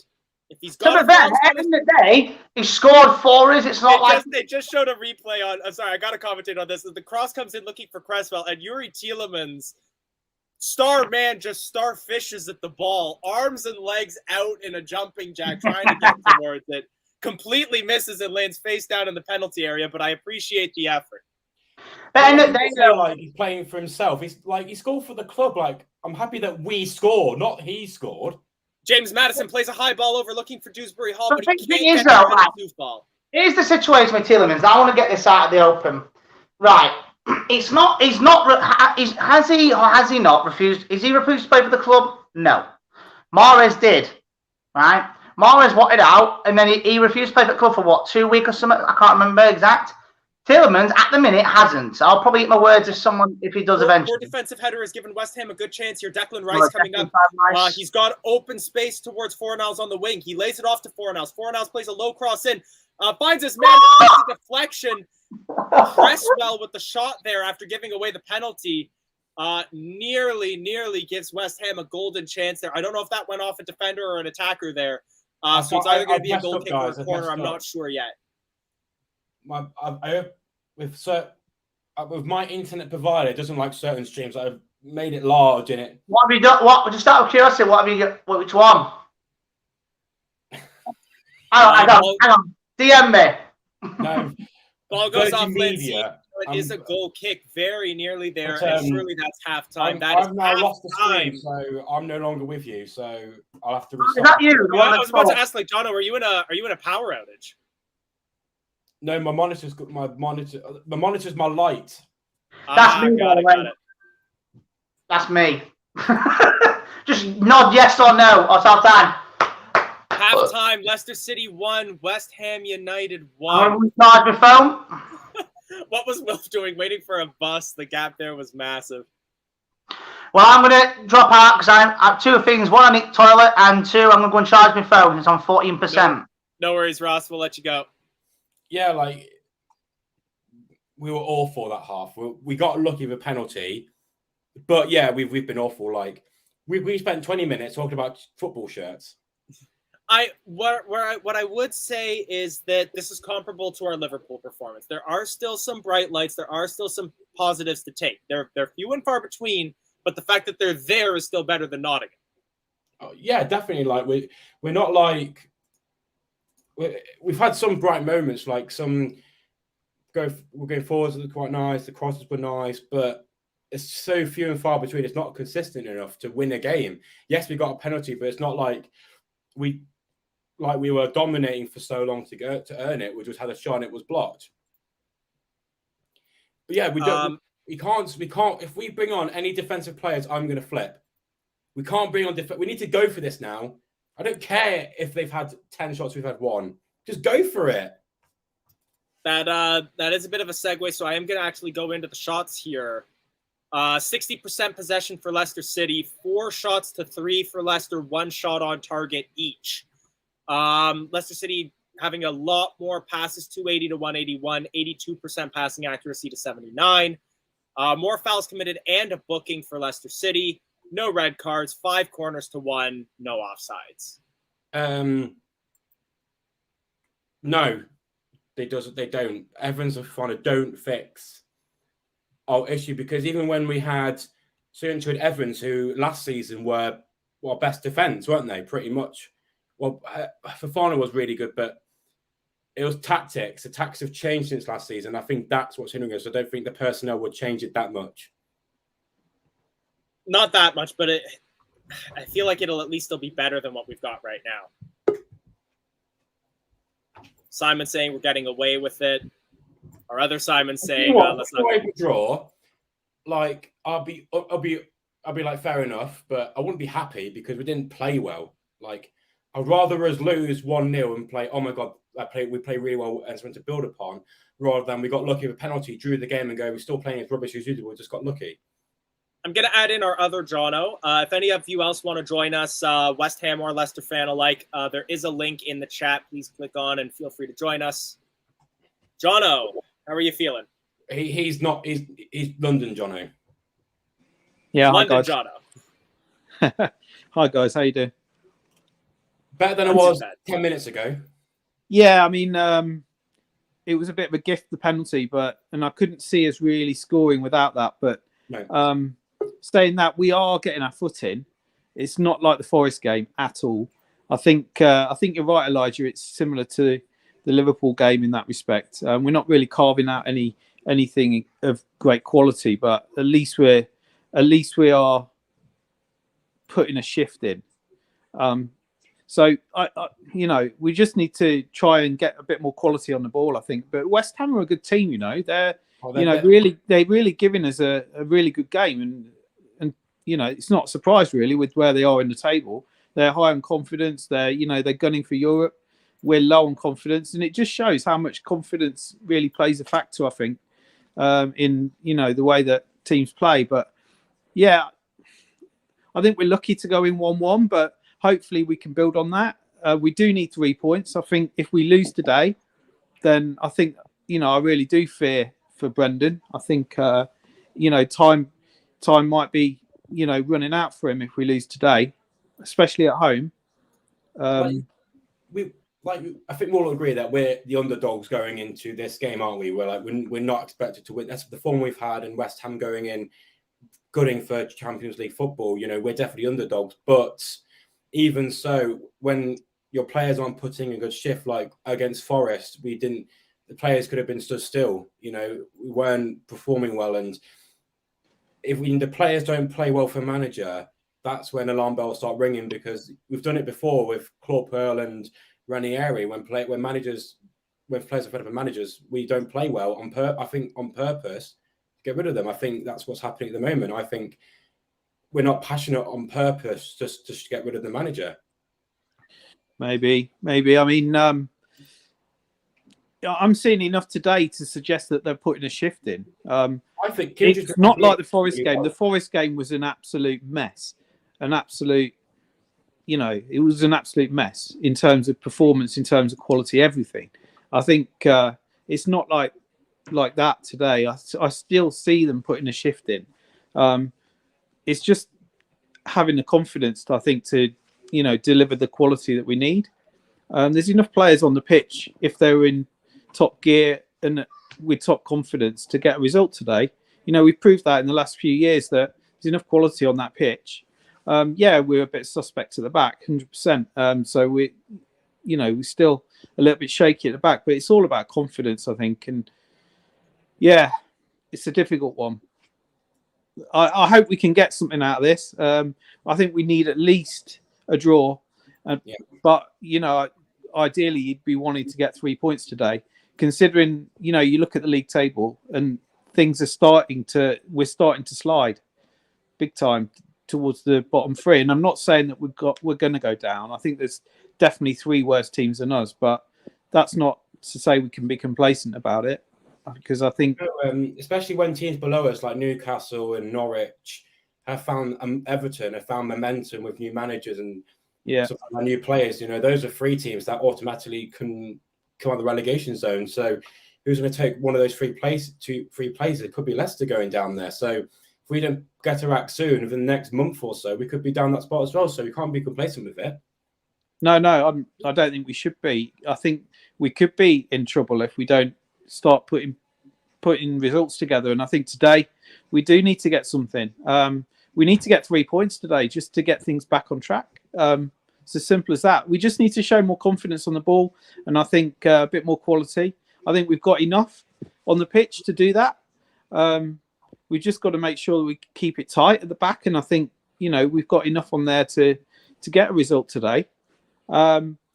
I'm not 100% confident about it, but the fact that they, gifted us a penalty just before half time suggests that the tide can turn in this one, because they were the better team, West Ham, in that first half. There's no doubt about it. They were really, putting the pressure on. We did show some. I did feel we did show some positives though. Like I think for a 10-minute spell, we're quite over them, and we spoke got 4 corners in like the space of 2 minutes or something. So we can put the pressure on them. They're not like we're not like back against the walls the whole game. So if we get momentum going, I can see it's easy getting a goal back into this. We could have pulled it very easily after West Ham's first goal, but it does look like there was a little bit more urgency than we've seen in any of our recent matches. Yeah, I'm liking the fact that Ricardo's back. He was getting some joy down the right hand side, coming forward. I mean, and he's getting his foot in as well. So could be a big positive having him back. I think. Shame about Justin. I'm hoping that's not going to be too serious. Yeah. He didn't look like a full-on pull, but maybe they're just taking him off to be a precaution thing. I don't know, but he's played a lot of games since he's come back as well. So, yeah, fingers crossed he'll be all right. Now, there was we were just discussing the table and obviously being 10 points off bottom 3. One thing that I will also mention, though, is we obviously need to keep an eye behind us, but if we can pull a scrappy game out here and get all 3 points, we're 10 points off Europe. So while I understand the concern, I think it's very important for us to not put ourselves in the position of, say, a Leeds or an Everton yet. This is a very volatile part of the season, and every result is going to be absolutely critical, but it's not a write-off yet. No. And also, we've got games in hand that we haven't played. I think, did we play Burnley? Is it Norwich that we didn't play as well? Yeah. Yes. And maybe Leeds, I can't remember now, but definitely we've got two of the bottom 3 to play, and you would hope that you would get some points against them. So just to rattle off a few of Leicester's upcoming fixtures. So we've got I'm going to skip any cup matches. Chelsea, that's the last one. Wolves, Chelsea at some point. That one's been postponed. Burnley, Leeds, Arsenal, Brentford, Man United, Crystal Palace. So there's a few games in there that I think if we can build up a little bit of positive momentum, we can go into a match against a Burnley, against a Brentford, against a Palace, against the Leeds with some optimism. The only game in there I see is having a good game against is actually, believe it or not, Manchester United, because they're not having a good season either. They're drawing against Southampton, drawing against Burnley. They're obviously they're not going to get the situation as we are at the moment, but they're also a team with little confidence. If we go against a team with little confidence, we can get a win. It's teams that are currently down below who are getting momentum. They're the teams we need to be worried about the most at the moment. Yeah, definitely we do. But I still think, if we just take what Ranieri used to say, 40 points. 40 points will, keep us safe. I think we can get the 40 points. It's 3 wins, isn't it? Essentially, I think 3 wins and we've got 40 points. So if we've got to play Burnley and Norwich, people like Leeds, beat West Ham today. Yeah, exactly. So I don't realistically see us going down, but we've just got to keep pushing forward. I think if we have a more positive end to the season with people like Fofana coming back, Ricardo coming back, Vardy potentially coming back. I've read that he might be coming back sooner rather than later. If we get players like that back and we get a decent run at the end of the season, you never know that it might set some momentum for the following season, like it did with the Great Escape. But this is sort of like a middle ground season where, we're trying to find our footsteps again. Like we've had an amazing season last season. Getting to Europe, winning the FA Cup. This season, we're finding our feet again, reset. Yeah. Get rid of players who don't want to be here, get money back, buy new players, and then we start again. Do you think that's this sort of season? Yeah, I do. And that's why I think people saying that Brendan needs to go, I think just need to just step back a little bit and just realise that we're mid-table. Being mid-table under Martin O'Neill was half decent. And I don't want to hark back to days gone by because I know that we've got a better squad now. We've potentially got more, we've got aspirations to be bigger than that. So I think that this year is most definitely a disappointing year. But I think, with a decent transfer window in the summer, I think Yuri's going. I don't think we should be slagging him off. I don't. Based on this morning's conversation with Jamie, I think, is he a legend or not? I don't know. Middle ground for me about whether he's a legend. He's won us the FA Cup. And I would say, look, if Mahrez is a legend, which he, in my eyes, he is, albeit Mahrez, spat his dummy out, Yuri hasn't done that. He hasn't turned up for a few games, but he hasn't refused to play. He's behaved pretty well on the whole, even though, behind the scenes, he probably does want to leave. But I think he is the sort of player that would put it all out there until he isn't one of our players anymore. So I think we need to go easy on him, to be honest. What it does is, if you have that personality, it does kind of hinder your next move, because if other managers go, if you want to play for me, would you do the same as you did for that club? It gives a bad taste in your mouth. Like, Mahrez will always be in my head. Like, yes, he was world class for Leicester and he won us the league, but back in my head, I'm always thinking he was a brat and he did what he did. That's always there's a sour taste in my mouth with Mahrez, but that's not happening with Tielemans. Tielemans, yes, he's had a bad season, but that doesn't mean he's spat his dummy out. Yeah, and so I feel that people that are really gunning for Yuri at the moment, I think it's natural. Players move on. Players come to the end of their time at certain clubs and they move on. And I think that's probably what's happened with Yuri. He wants Champions League football. There's no doubt about it. We can't offer him that. I wish we could have, but we don't. And he has got the quality to play at Champions League. So fair enough, So we cash in on him and we move on and we get someone else in. And I think, some people that I've read things on all sorts of things on socials slagging him off. I just think, well, he's not done anything wrong, really. He's not signed a contract. Big deal. And only 7 months ago, he won our first FA Cup. Yeah, which is why, for me, he's borderline club legend. People are saying, is he a legend or not? I don't know whether he's not in the, Vardy bracket, but he's certainly up there as being one of our best players, that we've seen in a Leicester shirt, I think there's a bit of a border you can draw where there's like club heroes and club legends. Like, you can be a hero by being incredibly talented and doing things like Tielemans did, but to be a legend, you also need that sort of long-term dedication to the club. And that's 100%. What sets like your Muzzy Isits apart from your Yuri Tielemans. Yeah, Mark Albrighton. Mark Albright. Hey, Wes Morgan, Michael, Jamie Vardy, those Kante, those are the levels of like legendary, like iconic Leicester players. Then you've got the heroes like Ujo. I'll put Ujo in that bracket. I will put Cambiasso. Maybe. I'll put Tielemans in. The difference between legendary and hero, and I think that big name dropping there. Andy King. Yeah, Andy King's a legend. Yeah, he's all a legend. The players have just come out for the second half, and Ross is back as well. So, London Jono, I'm going to let you go for now, but I hope you'll join us at full time. Yeah, take it easy. Thanks, Jono. And Andy King, he gets the ball, scores the goal. And Andy King, Steve, number one and all. Now you won't know him, Elijah, but Jono will. Super Stevie Howard, super Stevie Howard. And we're off. That's a little before my time, I'll admit. Oh, honestly, right. If you go back and watch Steve Howard, now, he's not exactly the fastest player in the world, but oh my God, he was amazing. He used to hold the ball up. He scored, but obviously not as many as this strike partner like Matty Fryatt. We've just kicked off the second half, just to keep everybody posted. I'm on 45 minutes and 28, 29, 30. What are you on? What did you just say? 48, 45 and 30? Yeah, what are you on? I am at 45:19, but I also already paused my stream, so I'm going to jump back live and we'll get jump back yours, because I'm ahead of you. I'm on 45. Yep, I'll add Jono back in as well. Jono, we're gonna resync a little bit. So I'm gonna jump back live and I'll tell you the timing on mine. Barnes on the ball.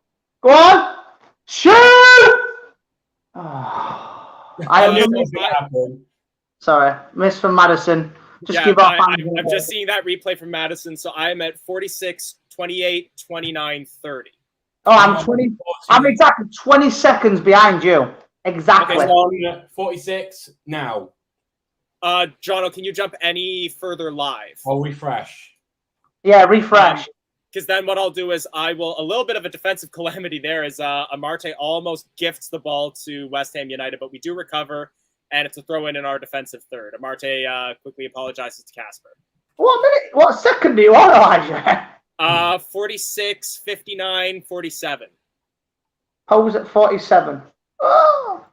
So once Jono gets his stream refreshed, we'll see who's furthest ahead, and we'll all sync back up. At the moment, it's me that's furthest ahead. I know, but streaming in Canada, and he gets better streaming than we do at UK. I'm on 46.50. Oh God! So I'm furthest ahead. I will pause at 47:30. Okay, that's fine. Right, 9. Now I'm gonna try 11, 12, 13. So Jono, I believe you're furthest back, so you give us the countdown to resume our streams, and Ross, you just pause at 47:30. I'm sure I can get any further ahead. 22, 23, 24, 25, 26, 27, 28, 29, 30. I'm on 47, 20, 21, 22, 23, 24, 5, 6, 7, 8, 9, 47, 30. There we go. We're all synced. Nick Moore dropping us a list of legends here. Weller, Worthington, Walsh, Birch, Muzzy, Vardy, Casper, Albrighton, and Lineker. For me, obviously, I'm only 28, so I never saw. Can you put that comment back on a second? So I never saw Keith Weller play. From what my dad told me, it was one of the best players he ever saw. Oh, go on! Hold the 4 minutes. Nearly, Patson Daka nearly gathers the ball from the West Ham center backs. A little bit reminiscent of the break that West Ham got in the first half, but it doesn't quite work out. And now West Ham coming forward with Cresswell. So yeah, Cresswell continues up the left wing. He plays a high looping cross in, well headed out by Dan Amarte, but only as far as I think that's Soufal. Played the ball back to Cresswell. And it's now on the wing, I believe, with Lanzini. His cross is blocked by Ricardo and out for a throw-in. So yeah, my dad said Keith. Well, I mean, I actually had the pleasure of meeting Frank Worthington in 2002. Obviously, he was well retired then. It was the last ever game at Filbert Street. It wasn't not a Premier League game. That's when we beat Tottenham. Paul Dickoff and Matt Piper. That's all Matt Piper talks about. But the game, it was like legends versus past and present. And I got the chance to meet Frank Worthington in 2002. So what's that? 20 years ago. I'll say Steve Walsh, I've met him as well. Met the Birch. Muzzy is I've met. My favourite player of all time, Muzzy is it. That'll never change. West Ham coming forward with a little bit of a break at the moment. Up the wing with Soufal. Soufal gets tripped a little bit by Barnes, but we play on. Free kick. Around, and that was a free foul, kick man. Off Dewsbury Hall. A rather cheap foul by Dewsbury Hall. I've seen us through, tragic relegations, and I've seen us promoted despite a transfer embargo and administration. I mean, that was one of my favourite promotion years. I don't know about you, Jono. I don't know if you remember that. The year we got promoted despite having no money, and we had a transfer embargo. Mickey Adams was our manager at the time. Ever since after the Watford loss with the Deeney, getting promoted after that was just I cannot look up lineups before a Watford match without just getting news articles about that game. Do you know what though? That game motivated us to become the side that we are. Well, not at this game. I feel like that might be a bit of a butterfly effect. That if we won that match, I don't think we. Good block. West Ham coming forward. Oh my days. Bowen served up a chance on a platter, but a great defensive block keeps the score level here in the 50th minute. My dad's just said, I've just been up filming before I came back in. He was saying that we should have had the chance to sign Bowen a few years ago. And he's like Vardy a little bit, running in behind. That goal then that he scored was a typical Jamie Vardy goal. Running in from behind, boom, in the bottom corner. Obviously, I was less than a year old, so I don't remember this. That final comment just then. My dad, he went to Wembley when we lost to Swindon and Blackburn. The only reason he didn't go to the game at Derby because he was looking after me, so he technically blames me. He went to Palace one when we beat him at last minute with the shin from Steve Claridge. He went to Wembley. Hang on a moment. West Ham are pressuring us a little bit. But they have let the ball go out for a throw-in. A lot of high pressing coming in from West Ham. They're not really giving us a lot of peace. John Towers was mentioning that they're all over us at the moment.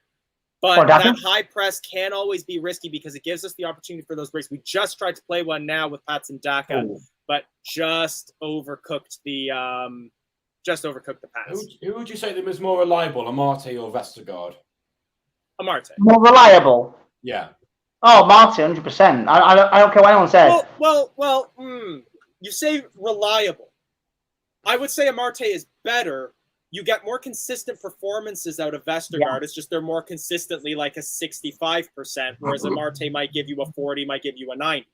Do you know what? I can see us end up selling Vestergaard somewhere. I can generally see it. I'd rather get taxi fare for him. Nah, I think I'll go out on loan. Go on, Barnes. Go on. Barnes breaks into the penalty area. Lays it Thomas just can't hold possession. And West Ham, we're still pressuring them, though. Thomas nearly regains, and it's a free kick to West Ham. What was I saying? Yeah, so then he went to Middlesbrough in the League Cup, and then he went to Hillsborough for the replay, the last ever League Cup final replay. Then he went to Wembley when we unfortunately lost to Tottenham, and then he went to the last ever game at the old Wembley.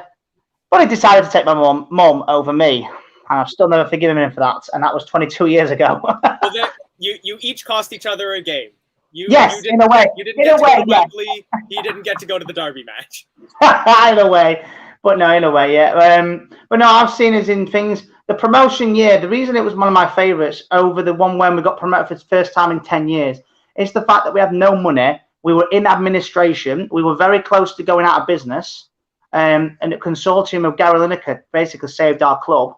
We couldn't sign any transfers. We had no players, meaning we couldn't buy anybody. It was the same squad when we got relegated. Was that the 125th season as well? No, that was 2009-10. This one's 2002-3. Right. Good chance of the inside. That's a harsh slide challenge, and I'm not sure he got the ball there. That might get reviewed. No, it won't get reviewed. If he was in the box, it'd get reviewed. No, he's still on the ground. He loses out to West Ham. We're still pressuring, though. Great tackle there. Great tackle. Lanzini nutmegs his man, but we regain possession. It's Ndidi now, but he's forced to turn around. This is better. This is better. Come on now, lads. Go on, Sergio. Don't. Yes, that's a good pass. I'll just go on, dudes. Dewsbury Hall, he's forced to turn around. Surely that's a free kick. Yes, it is. So as I was saying, so Dennis Wise got sacked from our club, not released, sacked for punching one of our players over a game of poker. He sued our club and we lost it. ITV Digital went out of business and a lot of clubs got affected, but we got affected a lot. So Mickey Adams, despite all that, got us promoted. They are just showing the replay on the challenge from Dewsbury Hall, and it was a fair challenge, but the harsh thing comes in with, I think it was Dawson or Zufall, falls on top of Dewsbury Hall and basically kicks him in the back of the head. Elijah, I hate the comments button. I think you might know why. I'm not. What it's close to. Oh, don't read the comments then, because remember, cost comes in. I'm not reading the comments. I'm just like, I was on the broadcaster thing. It's the comments button is next to other button which I don't want to press. I'm not. Oh, are you almost hitting end broadcast? I'm actually hitting end broadcast every time. I'll tell you what, we had a live stream once. I don't remember what match it was. Someone ended the broadcast at halftime instead of leaving the studio. Yeah. Tom. I think Tom did that accidentally.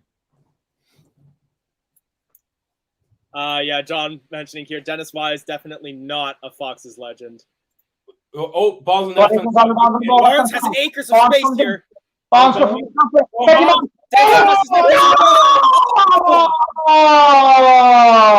This is shades of Iheanacho's chance against Nottingham Forest as well. If Pats and Daka were like 2 inches further forward, that would be 2-1 Leicester City.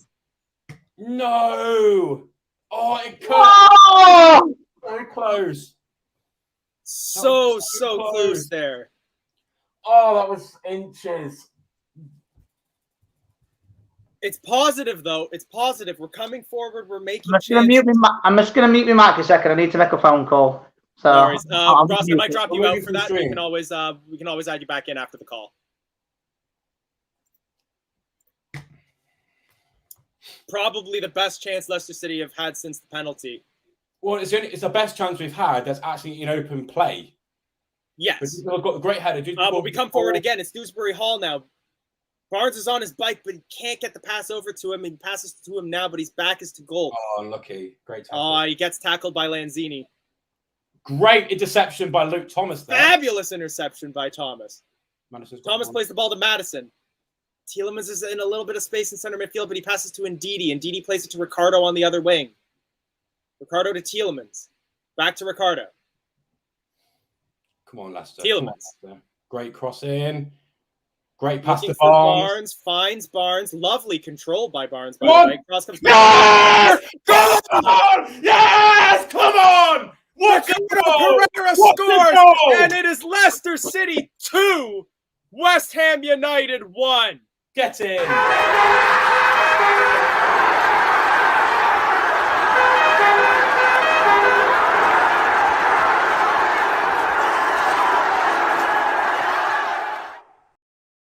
Ross, you're done. Bye, Ross. You're not. We take you off stream and we score No, immediately. You're no. done. Yeah! Viva Ricardo! Viva Ricardo! Running down the wing, making all us sing. Viva Ricardo! Viva Every single Ricardo! piece of play there was golden. Tielemans' That was cross to great Barnes, goal. Fabulous. What a Barnes' goal! control with his Oh, chest, Shakalaka! fabulous. Barnes' cross, I've been amazing. saying this all game. Who's fit open? Look what happens. Running down the wing, making all us sing. Viva Ricardo! Great. That was Viva an excellent. Ricardo! Oh, Viva you Ricardo. don't head the ball So better far. than was that. excellent. Team at week coming now, lads. for Ricardo. Hey, we were part of it. We were having that discussion. Ricky P, legend. Hey, hang Running on. down the wing, making all us sing. Viva Ricardo! Calm down. This could be another Spurs. We need to relax. Save Sure. Cross Let the me block go from in West the Ham. moment. Hoofed upfield by Madison. Just getting it out of there, which gives us a little bit of calm in the match. Fee with the 99p super sticker again for the goal. Thank you so much for that. We always appreciate it. Second half have been a lot better. Second half. Fat This Boy has Sai, been so you've brilliant second missed half. some lovely you missed a great conversation about football shirts. We conceded first from what was admittedly a great through ball towards Jared Bowen. Came back through a penalty. Come on, Go on. Harvey Barnes plays it into the middle. Oh, and Daka gets challenged. Come on, Through a clueless handball by Cresswell, and have taken the lead through some lovely, lovely play by Pereira. I believe Pereira did. He has signed a new contract. He was one of the players that, like, through the whole contract debacle with everybody, I think he signed like a 2 or 3 year contract extension. I want to say he's here till like 2024. When I was celebrating, my phone fell down. Right. I'm charging my phone with an extension, so that's why I'm upwards this time and not sideways. And I feel like I'm smiling genuinely on a watch along for the first time since In like ages. halftime. We're coming forward again now. That's a free That's kick. tripped, Thank and you. surely that's a free kick. Free kick. This is better football. This is what we've been wanting.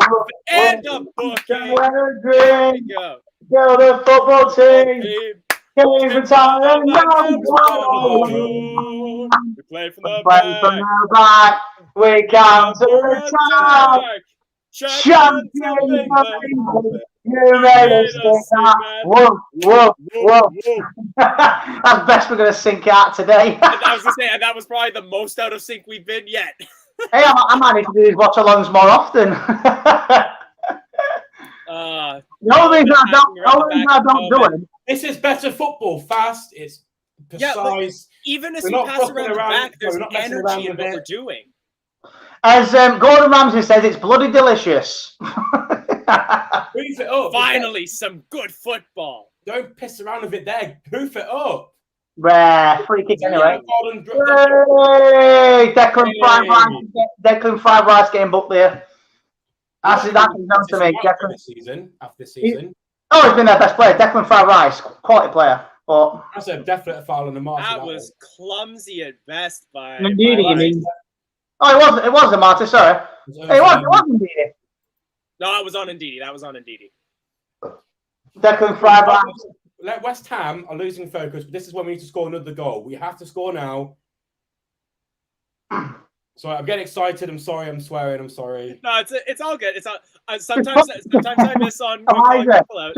Just pull a little cut in the pub. We do apologise for Jono's language in this broadcast. Please, that was so funny. Please type that in. West Ham, they could come back like Spurs did. We have to score more. We need to score more. And we tried to right there. It was a poor cross into the penalty area that's given West Ham the ball. Big tackle by Wilfin Ndidi there. And we come forward with Dewsbury Hall now. Dewsbury Hall leaves Souček for dead. Here comes all over towards Barnes on the wing. Great, go on Barnes. Go on Barnes. Great cross. cross. He loses his man, plays a cross in. Dewsbury Hall back over to Barnes. Barnes left that. Box it. Dewsbury Hall out swinging cross comes in, but it won't find anybody there. Here comes some geezer. And here comes Declan fried rice. No, that's not Declan fried rice. No. That was I think that was Boa. No, that was Lanzini. I can't tell who to do. It's hard to tell on these streams. And here comes, I think it's Lanzini. He's looking for Antonio, and that's out for a throw in. Thing is, West Ham will get dangerous because they're fighting for Champions League. We have to stay. I wouldn't make any defensive change. I'll bring on Chowdhury. I'll bring on. What else I bring on? Chowdhury's not a bad shot. We've only got 2 more subs, remember, because Justin got took off. Oh, yeah, true. I think a 60th minute sub is either going to be Mendy or Albright. I'll bring on Mendy. Chowdhury. No, I wouldn't. I'll bring on Lookman and Chowdhury. Those are my 2 subs. Fair enough. I feel like we need to shut up shop a little bit more in the midfield, and I think we either do it with Albrighton for a marshalling voice and some energy, or we do it with Pappy Mendy to get some defensive legs in there. Here we go, and here comes Madison now. Come on, Barnes, catch it, son. Go on.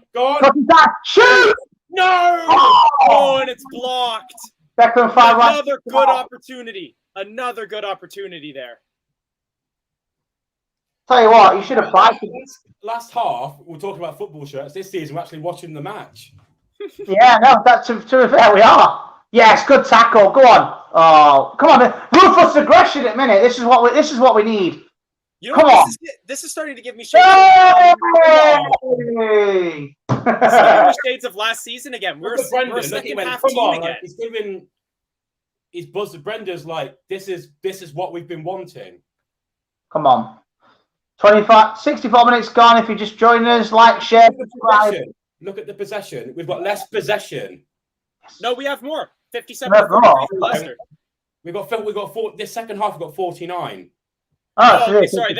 You were talking about possession right as my broadcaster put up the full game possession. No. So yeah, I mean, playing well there. 64 minutes gone. Like, share, subscribe. Obviously, this is just a bit of fun. We do watch-alongs. You know, thank you so much for the super stickers. Fee, I know you've done 2 super stickers. Obviously, just to all the content that we do here at Leicester Fan TV. I want to address Mike's comment here. Like, even though West Ham cleared it, we still got the ball. Well, until Didi lost it. But yeah, get it, just hit it up. Barnes got an assist from a spot where realistically you could shoot. West Ham are on the attack though. They broke it into the penalty area. No penalty there. That's a fair shoulder barge. No, why? That's it. Here we go. Just run. He's got acres of space in the midfield. Let Patsadeka. Go on, shoot. Harvey Williams. Oh no. Wow, we all went silent then. Just have to wait to see what happens. He held the ball for so long there, and we just gave West Ham time to set up their back line. He shot his left foot. He would have been better. Oh no. It was a good counter-attacking chance. We're shaking West Ham a little bit there right now. And also, I think. Great, yes, come on. I think we hopped Southampton in the standings with this result because we have a better goal difference. We don't hop West Ham. Sorry, did I say West Ham? Southampton we hop. Southampton. We don't hop Southampton either. They're below. Wait, are they below us? No, we're. I'm not sure. If this result holds, we would hop them into 10th. Here we go. Here's Harvey Barnes on the left-hand side. Oh, take him on very well. Oh, keep it in. That's it. Well done. Keep it in. Great pass. Oh. Oh, I think you've gone like a second ahead of me. Who, me? Both of you. I'm gonna jump back live, and I'm gonna pause. I'm pausing at 67:05. So just let me. Remember, John, I'm Martin O'Neill when he used to do that all the time. Let me know when you get to 67:05. 67:05. Got you. Right. Okay. So substitution. Kufel has just gone on. Fredericks has come on. He's even though he's 76 rated on FIFA, he's about 3K in. 60, 52, 53, 54, 55, 56, 57, 58, 59, 67, 1, 2, 3, 4, 5. Good. Big Dan passes the ball back towards Casper. Here we go. 23 minutes to go. If you're just joining us on Leicester Fan TV here, well, we've got Jono on the left. We've got Jono on the left. We've got Elijah in the middle. Ross on the right. We just remove Ross because he's been. Pardon? Nothing. What did you say? Watchalongs in England. Great. We'll Dewsbury always Hall has bring been that. exceptional this game. He's been driving. Yeah, he's not standing here because Dewsbury we've Hall coming forward. He's got Barnes on the left. Oh, Patson Daka again. His footing lets him down. And after all, you're my Dewsbury Hall. I said maybe you're gonna be the one that saves me. I've got a signed book. After all, you're my Dewsbury Hall. I've got a signed book from Dewsbury Hall because my mum knows lovely. his mum. My mum knows his mum. True facts. Oh, wow. Oh, that's awesome. Best wish. Oh, nice one. And It doesn't say your name, though. It just says best wishes. This book is every news article from back when the club started up to the FA Cup win.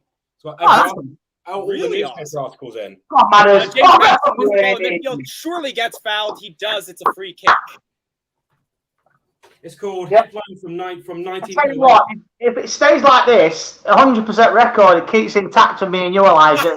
That's true. Hey, If it does, Nick I said it. Ross, future presenter. Oh, thank you. Oh, I used to do presenting. I used to be an entertainer until I discovered. I used to be a PA system announcer.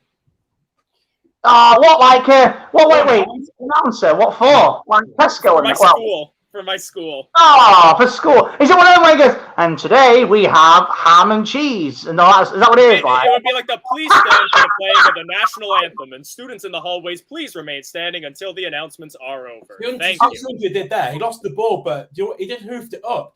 West Ham have got throwing in there, like near their corner flag. This is what we want. This is the second half we've been wanting for ages. Do you think they saw Jack's rant? Yeah, have you not seen it, Elijah? So it was the other day. It was on Felipe's show on Monday night. Well, yes, I did see that one. Monday night for us, Monday afternoon for you. I was the one commenting all of the applause emojis. Oh, yes. Great pass. Yeah, KDH is on fire. Your defense is terrified, KDH. Yes, Michael. So, the reason I don't do the watch-alongs as much, because sometimes they've got me, my boy with me, or if, for example, Tom's doing it, he's watching on proper TV, so he's like about 2 minutes ahead. So I can't exactly do it. But with you, Ross used to be an entertainer until he discovered that massive chip butt he had at the pub. Well, I was going to say, until I discovered Subway. I used to do, hang on 1 minute, hold the fort, here come West Ham, and cleared out by Kiernan Dewsbury Hall. But now, I used to be an entertainer in Berwick, near Scotland, and in the 6-week holidays in Scotland, it's holidays, summer, and they had the wrestling every Saturday, and because I'm a big pro wrestling fan, I was the presenter, and it was quite fun to do. I enjoyed it. I got a bit carried away. So yeah, I used to do presenting. It was quite fun. And then when we got promoted, I remember this, right? So the day we got promoted to the Premier League, now I was working, I was doing the bingo, not calling it, but when someone's won, you're going to check the ticket.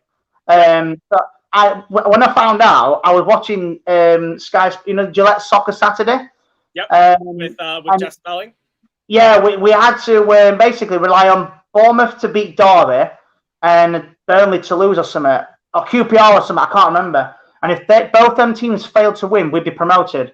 And as soon as it came through, I'm not going to repeat it because unless we score again, I was screaming at the top of my lungs. And then when I came back at front, I went, sorry about all the screaming, I just found out my football team have been promoted. And then when we did a game show later on that day, I came on and I got done. West Ham on the attack. Mikel Antonio almost wins it out in a battle with Luke Thomas and Charles Soyuncu. Come on, Antonio plays the cross in, and that is high, wide, and up. I'm ahead of you. Oh, gosh. Substitution for Leicester City coming on. Do this announcement. Come on, Elijah. Let's see your announcement. I told Substitution you, for Leicester City. Coming onto the pitch is number 7. Not number 7. Number 37. Right. Coming onto the pitch, number 37, Ademola Lookman, replacing number 10, James Madison. This is what we're wanting to see, bringing on an attacking player when we're still winning. Ross, we are getting a couple of requests. Just if you could talk a little bit quieter, you're blowing out your mic. Oh, sorry. I'm making it, Matt. So my apologies.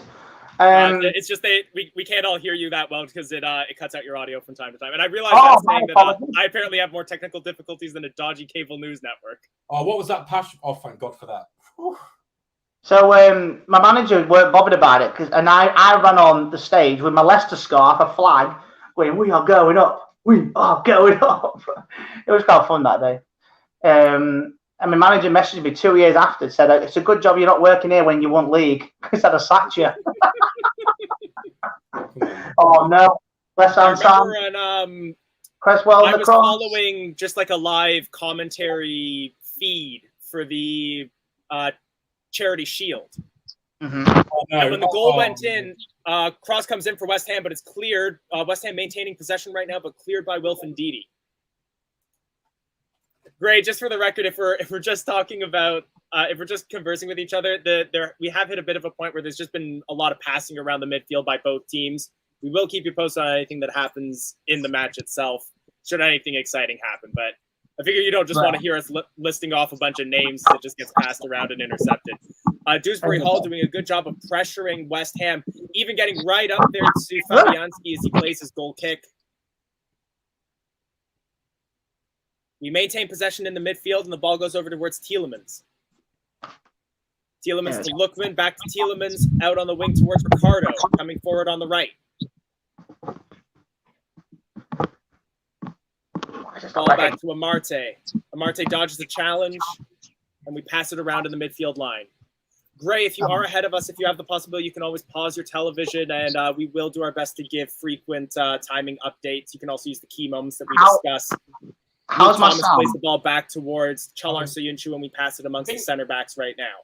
I think it's because you're just screaming. That was it, Ross. How's my sound? Can you hear me all right? We can hear you. You're blowing out the speaker a little bit, but that might also just be the echo in your room. Yes, it is, because I'm trying. Here we go.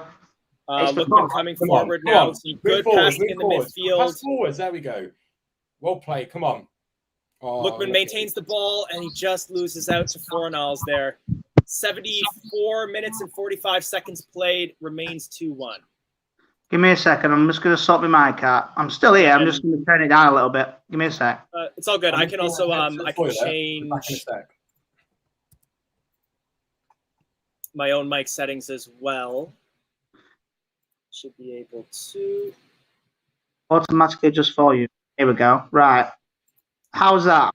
I've turned my volume down a bit. How's that? That's good. I've also turned your volume down just a little bit as well. No? Is that better? Should be. I've also turned on echo cancellation for you, so that should be a little better as well. Yeah, that's fine. It's because I'm on my Sony phone. I'm not on my iPhone. So it's Android. I'm not a big fan of it, but the only reason I'm doing it is because it's a lot better quality camera, meaning doing my StreamYard. All good, all good. People are saying that it's better. Is that better for me, Gray, or is that better for both of us? Just out of curiosity. That's better for you, Ross. You sounded like that's better. You sound both better. I've also turned on. I didn't realize on StreamYard you can turn on echo cancellation for people, so that should also help quite a bit. Liam put a lot more, please, Ross. All the way. Oh my gosh. Leicester City coming forward there, but the pass towards Dewsbury Hall was just a little overcooked. And now West Ham look to counterattack with Antonio, but a big challenge by Ricardo Pereira puts it out for a throw in near the halfway line. Scored the most goals. Well, third most goals from this time onwards to the match finishing. So we need to make. I reckon can we make one more change? We'll make it soon. But can we hold up, please, Leicester? Don't bottle us, please. What minute do you want to start, of curiosity? 76. 76, 30, 31, 32. All right, I'll pause it for 5 seconds then. I'm on 36, 7, 8. I'm perfectly in sync with Jono. Come on, through ball from West Ham, intercepted, and good pass collection from Luke Thomas. A poor pass from Ndidi, but still collected by Dewsbury Hall off the West Ham player. Risky pass there by Dewsbury Hall, but he finds Ricardo, and we're just trying to calm things down a little bit and hold some possession in the midfield. West Ham will get into the game a bit there, so we're doing the right. They're really playing a high line here. They're trying to give us not give us any peace. But if this could leave them vulnerable, if we can play one good through ball, one good lofted pass in towards the path of Daka, Lookman, even Barnes, that could be end of the game if we can manage well played, that. Thomas, well played. Hayden Whittle is, correct me if I'm wrong, the upcoming match against Rangers is that the home leg? Go on. Dewsbury Hall coming forward, Daka. lays it off to Daka. He's forced to turn around, though, and he can't find the pass towards Barnes, and West Ham will collect. But look at the pressure that Daka puts onto his man. And we regain possession from Tielemans, who megs his man there, sends him back to East London. Great lob! Great lob! Yuri Tielemans just can't get his foot there ahead of Fabianski, but that was a great, great chance. Oh, great play from Barnes. Tell you what, really well played to get Tielemans to win the ball back in the first place. Tell you what, Harvey Barnes is putting in a man of the match performance here. I'm going to try. I'm going to go on the other phone in a minute. There you go. Oh, come on now, John. Is that going to be the home leg in Leicester or the away leg in Denmark? I'm just going to give it a like on my YouTube page. West Ham coming forward right now on the wing. Ball finds Antonio. He tries to play it into the penalty area. Well intercepted by Amarte, who plays it off Antonio for a goal kick. Can you put the link out again? Because I'm just going to go on my actual iPhone for the last 10 minutes. Yep, I'll put it in the chat. We're bringing on. West Ham bringing on another sub. I don't know who that is. Jono, how are you feeling about KDH for man of the match? I'm really feeling. I'm giving it to at the moment Dewsbury Hall because every time he gets the ball, he runs down the middle. Every single time, he's pushing everyone forward. It's definitely Dewsbury Hall for one of the matches for me. That's fair. Couple substitutions for West Ham, or one substitution for West Ham. Oh no, not Benrahma. Oh no. Said Benrahma coming on for Lanzini and Vlasic coming on for Fornals. Oh no. Right. This is where West Ham are dangerous. Come on, focus, boys. What minute are you to in? 79, 27, 28, 29, 30. No, I'm literally. Oh, the good thing about it now, I can pause it without having to come off my thing. So I'm on 79, 40. Around the back by West Ham at the moment. Played forward. I think it's with Fredericks right now. It's either Fredericks or Cresswell. Dawson at the center circle. Plays it to Rice. There we go. Sorted. I think that's Benrahma. High ball that's looking for Fredericks. Will not find it. Is that better, people, by the way? Is that a lot better? That's a lot better. Your audio's clearer. Yeah, it's my iPhone. The reason I don't do it on my iPhone is obviously I get a lot of messages and all that stuff coming through. So I've done it now. This corner, boys. Come on. 10 minutes to go. I'm going to turn my light off a minute. What's that? Let's see what it's like. 5 corners to 2. The stat being shown right now. Leicester City have had more of them. Looks like 8 minutes and 30 seconds gone. Can't get past the first man. It's well headed and should just hoof it up the field. Oh no, he slipped. Oh no. Oh. That's why I wanted him to just hoof it because this is dangerous. West Ham now coming back on the left wing up against Ndidi. Great defending by Ndidi, but it's another corner for West Ham United. Ben Ramos, this is going to be a tense 10 minutes, guys. Cheers. Squeaky bum time. Squeaky bum 10 minutes, boys. No, it's a corner. My broadcaster is showing that Leicester City have changed their shape, and we're now taking a 4-5-1 formation. We need to make another. I don't know who's going to come on next, but I think it might be Chowdhury to come on next. I think it's going to be Chowdhury. It could be Chowdhury. I think it's either going to be Albrighton or Mendy. Corner comes in. It's a Weird. Well headed away, but it falls. Shot. Ooh. Oh my! I'm definitely close from Ben Rama. Close from Ben Rama, but most importantly, not a goal. I'm going to pause on 81-40. Gotcha. We'll let you know when we get there. 5, 6, 7, 8, 9, 81-40. Sorry. Because I did that, and then you just did it. Oh, cleared out. Oh, volley. I'm like, oh. Nick, we're mentioning if we play like this the rest of the season, we'll be okay. Myself and Jamie won't be on Brendan's back. We know it's in there. I'm really hoping that this was just a poor run of form and that we'll have found a little bit of heart and character again. 10 minutes to go, Elijah. Let's not count the chickens yet. This second half shows like they must be playing for him because, or something like that, because this is a different team to what we saw in the first half, isn't it? Is it just me or? Yeah, no, it's absolutely different. Playing a lot better second half. We're not just talking about football shirts. That's true. And he's swinging beer.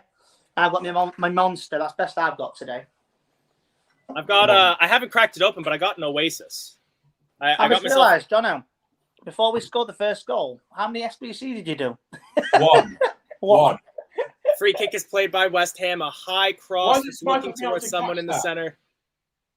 It's bouncing around and cleared by Dan Marte, but it's a free kick to Leicester anyways. I agree with Jono. Man at match, I think I've got to give it to Dewsbury all. I think Ricardo has put a really decent shift in. Decent. He's been, every time he gets the ball, you know he's going to run. He doesn't pass back. He always sprints forward. Are you seeing a coach chatting with Brendan Rodgers right now? That coach looks a lot like Johnny Evans. He does, doesn't he? Just to be fair. Yeah. To viewers, the reason I've got my light off is because the light probably beams down on the camera, so he's a bit weird. So. Ball coming forward from the goal kick, and it's off Lookman for a throw into West Ham. 83 minutes, 20 seconds gone. Who's your man at match? And that's totally fair, Nick, what you're saying here. People are frustrated because they know we can play better, and when we don't, it's frustrating. We were all frustrated as well. Because we should have been doing better. If we played like this if we played like we did against Liverpool, and we lost to Liverpool. No, Liverpool wasn't for me. It was Forest. Liverpool. Well, no. I'm saying even if we played the way that we did against Liverpool against Forest, and we still lost to Liverpool, we probably could have beaten Forest. West Ham got the way through. There's a shot saved by Schmeichel. Who holds it. Big hold by Schmeichel there. Big hold. Benrahma's been ever since he's come on. He's been a huge difference for West Ham. I was kind of surprised to see him not start in favor of Lanzini. It was the only change that West Ham made to their starting lineup. Well, technically, at the back, Cat Kicker went ill. Talk about letting the cat out of the bag. All right. West Ham is heading towards themselves. Middle of the park. Ball being held by Vlasic at the moment. We forced it to play it back all the way to Fabianski. 6 minutes to go plus stoppage time. Obviously, we need that goal. We need to bring on a player now because we need to mark someone to get right. Brendan should go. Look, you're on Benrahma. You're not leaving his side. Brendan needs to do that. It's Papi Mendy time. We really need to see Papi Mendy come on. Hey. Fredericks runs the ball out of play, and it's a throw in to Leicester City.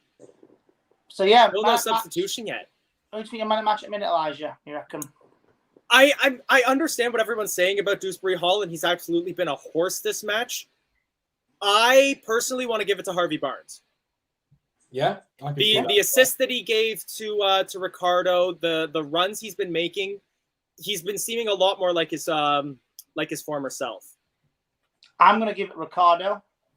Spurs lost 2-0 to Wolves. That's a really good result for Wolves, especially since being held by the West Ham right now. Fredericks possession, and now Leicester City wants to counter. Run. Harvey Barnes coming up the left field line. Come on, play that through ball towards Dewsbury Hall. Great across the middle. Cross comes in, cleared.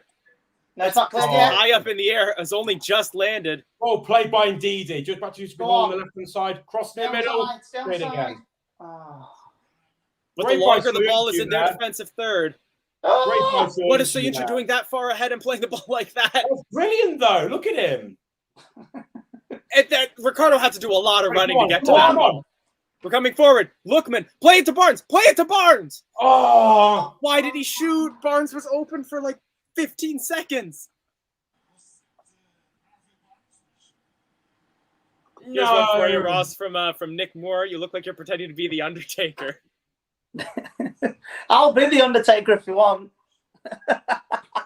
Oh, West Ham on Legend of the game. Rough. Well, legend of wrestling. But yeah. Oh, the gloves are coming off for Antonio. It's like the chain. It's like when Kurt Angle takes off his straps to do the ankle lock. It's Antonio with his gloves off. Antonio is actually my favourite striker on FIFA for Premier League. No, rule breaker. I think it was. Rule He's breaker. got, he's got great physicality. Long thought he throw was into the crack penalty on, area man. and just hoofed away. That's the kind of defending I want to see right now. Barnes clears it all the way to the center circle, and it's now with Rice. I tell you, my team concepts of Daka up front with Dominic Calvert-Lewin. Big challenge there by Dewsbury Hall. Forces Benrahma back. Good aggressive play. Yes, Elijah. You wanted hype. I'm giving you hype. Cross comes in. Oh, Collected by Schmeichel off the header. Oh. I can't. Oh. That's all I can. You'd think that West Ham have been going shopping in Leicester because it's just high cross all day long. Boom. Michael's like, go away. Like, That was terrible, and I apologize. Come on, great control. Come on, Lookman. Come on. Animal and Lookman on the right wing, plays it to Tielemans, and we play the ball backwards. Marty, don't pass it to Schmeichel. Thank you. Soyuncu, don't Yeah, pass it to Soyuncu's Schmeichel. going to pass it Play it down. upwards. Don't pass it to Schmeichel, please. Oh. Just going back and forth between Amarte and Soyuncu. Oh, Soyuncu now playing the ball Yes, forward. Soyuncu. That's what we want to see, but bad ball. Long through ball that was looking for Barnes, but he was never going to get there, and Fabianski collects. I'm optimistic here. 88 minutes. For the next few minutes, I'm not going to see comments until final whistle. Yeah, I'm not looking at comments. I'm just looking at. I'm not looking. I won't comment anything if I see anything in the comments, but just for engagement's sake, I am keeping an eye on chat. I'll put you up on screen. Derek Law asking for us to hang on for the win. Anthony Beebe mentioning that West Ham are out of ideas. No! Vestergaard's coming on. Oh no! Yannick! Who's he on for? Is he on for Tielemans? We must be switching to 5 at the back then. If we draw this game now, Brendan, what are you doing? Bring on Chowdhury! Do we have a Yannick Vestergaard song that doesn't have profanity in it? Taxi home, taxi Take home. him home to the place. To He Southampton. belongs, not in Leicester. Down the south Oh coast. dear. Back to Southampton. I want to see Vestergaard succeed. Oh. Another high cross coming in. It's cleared from the penalty area, but it lands on the outside of the box. I think that was Benrahma who shoots, well blocked by Lookman, and it's out for a corner kick to West Ham. I can't watch. Oh no! Oh no! Honestly, that for the next 4 minutes, I'm not. Mine says chat 14. I'm not looking at it at all. I'm not looking at the comments just for this moment. I think for the next setting 4 up for a minutes, corner, and I'm spooked. I know that this is like perfect time for people to be commenting like fake scores and things like that. I'm not looking at Google. I'm not looking at anything but the game. It's West Ham. Jared Bowen on the ball, plays in the cross, and it's a goal. Headed goal. West Ham United have scored. It might be disallowed though.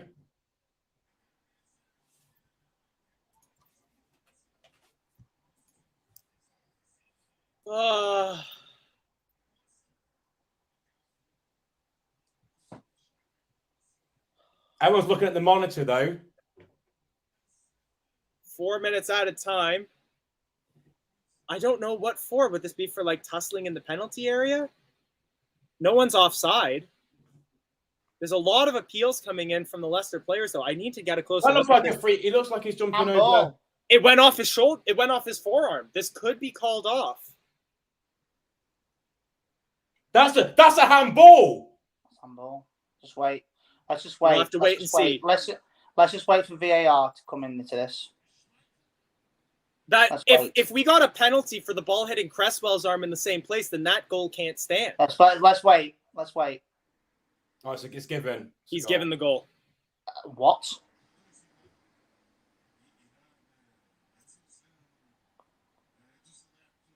Wow. I am shocked that stood.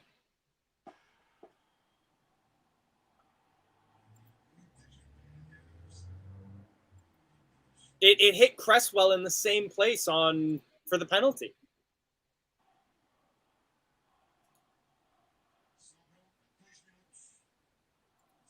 Yeah, and play is resumed. So it is now Leicester City 2, West Ham 2. I can see he's losing 3-2 now. West Ham coming forward right now. Come on, Through ball to come on. Antonio is blocked, and now Leicester City look to counter. Wilfin Ndidi, Dewsbury Hall. He's up against Rice. Gets past Rice. And he overplays the ball.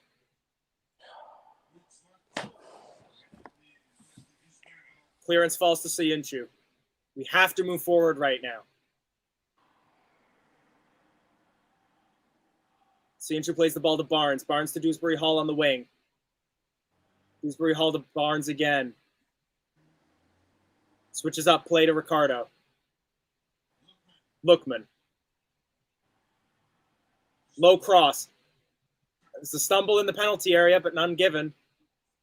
Antonio up against Vestergaard. Vestergaard plays the ball back to Schmeichel. Almost 3 minutes play to the 4 minutes so far. Vestergaard. Oh, bloody hell, he's running. Jesus Christ. His through ball won't find anybody, and that's going to go up for a West Ham throw-in. Oh, bloody hell.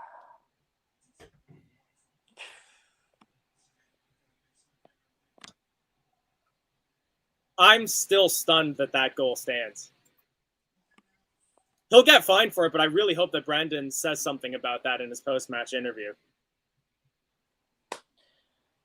Within the space of 60 seconds, Vestergaard comes on, the bloody goal's conceded. But was it the man Vestergaard was marking? Was that Vestergaard's fault? It was somebody else, but I'm just saying, though. Go on, Daka. Daka nearly loses his man. He still has the ball, but he's marked by 5 people. Oh, what are you doing? Oh, and indeed, he just decides to throw that ball away. Ryan Petit mentioning that's going to be 4 wins in 19. 8 seconds to go in this match. Who's the ref? Michael Oliver. Oh. That is your art. You can't like if you defend with that bit, that is a penalty. Goal kick is taken, and that is full. I don't how honestly it went off his time. arm. It's so how on earth is that a penalty, a goal? It is game over. It is ended time. 2-2. That is ridiculous. Still unbeaten record, Elijah. Still unbeaten, but We'll take our unbeaten watch-along record with John L as well. I cannot believe that goal stands. I want to see it again.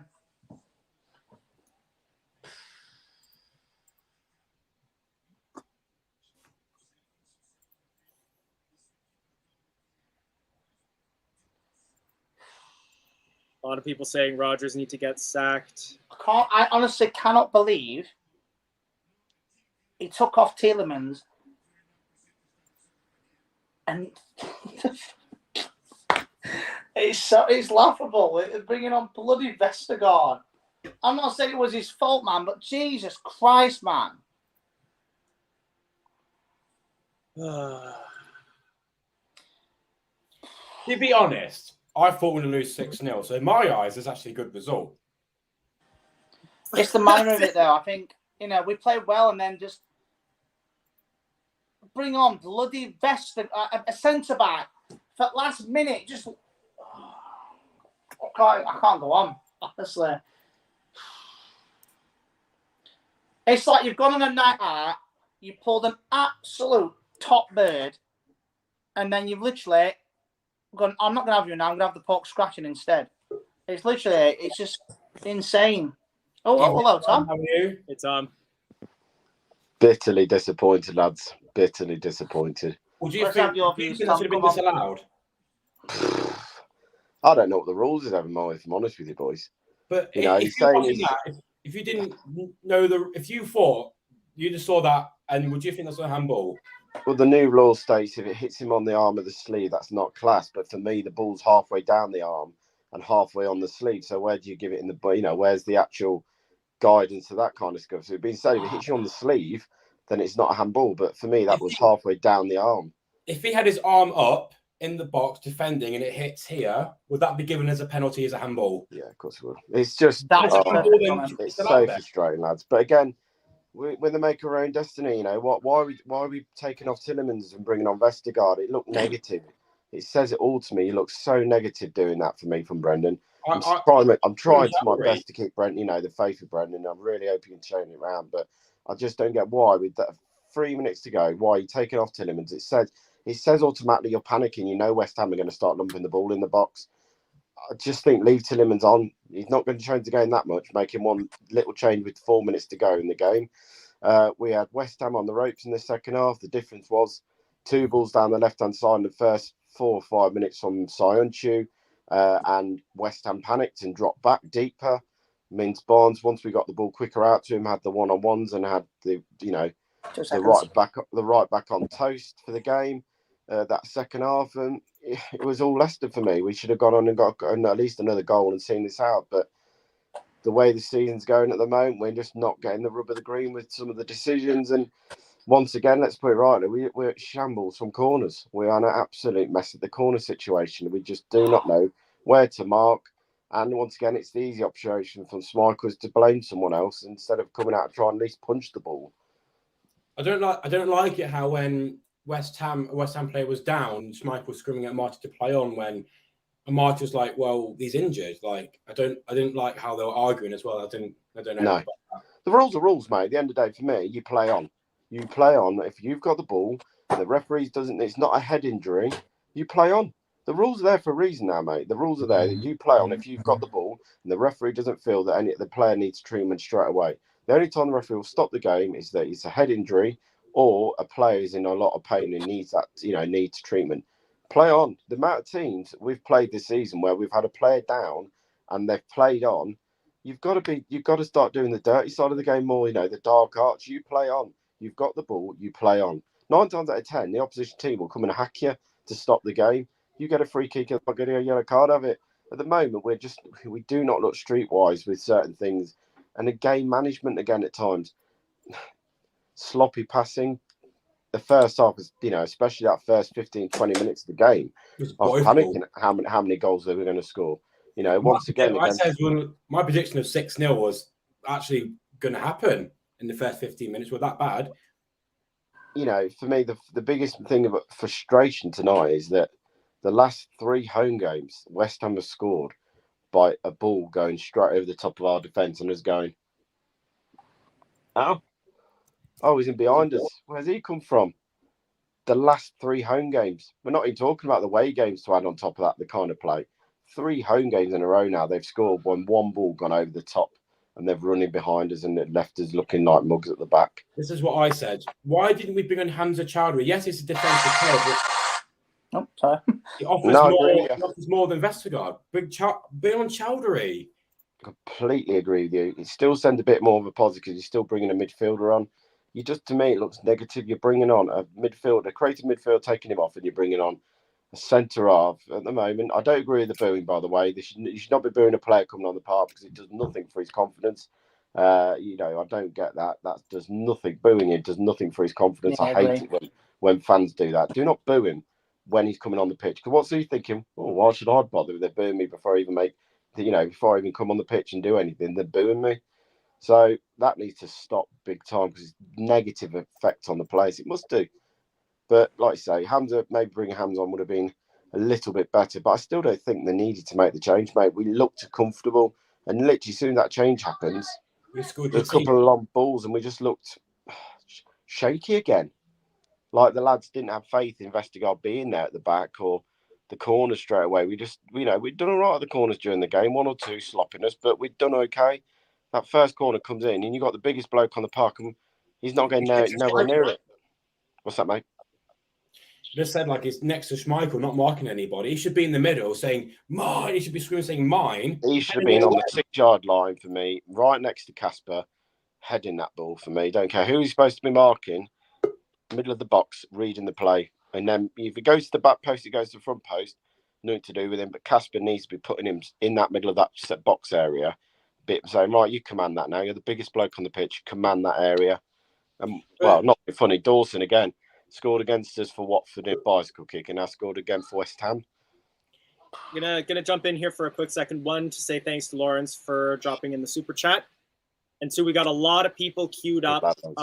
So I'm going to jump off for a little bit so we can get some more people on. And Ross, I might drop you off as well. Well, I'm going to shut off anyway, guys. Well, I'm going to say, boys, I'm going to go and sort the kids out, so don't worry about me. All right. Thanks, you too. Thomas. Cheers, so I'll drop you too. I want to bring on Jamie and Michael. Jamie, Michael, and then I'll drop myself off in favor of London John. We'll bring all these 3. I'll take over the show then, and I'll bring those 3 in. Sure. Okay. How are you, lads? How's it going? How are we all? So could be better. I want to start with you, Michael, because I know you're at work. I'm at work and I am so pissed off. I don't want to work anymore. I want to start yelling and screaming. Let me get 2 minutes. Let me get 2 minutes, and then let me get back to work. We were absolutely crap in the first half, and we're like hoping for a penalty, and we got it, and we're cheering for this penalty. Man, we are trash the last month and a half. It is really hard to be a Leicester City fan. And then we played so good in the second half. So good. KDH is a stud. Harvey Barnes, I think he's gotten the message.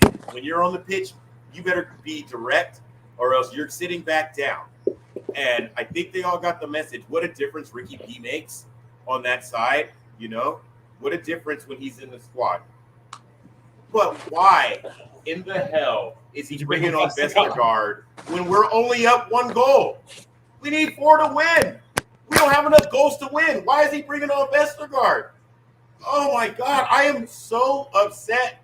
I don't want to say Brendan out, but geez, he is making it hard. Really, really hard. This is 3 points that we need. We are in a relegation fight. If you look at the table, we are like 7 points above the relegation. We're 10 points now. We're 10. 10 points now? Dude, this is so hard. So hard. And the guys are coming back. We're getting healthy. But, man, we need – I don't know. That's my 2 minutes. I got to get back to work.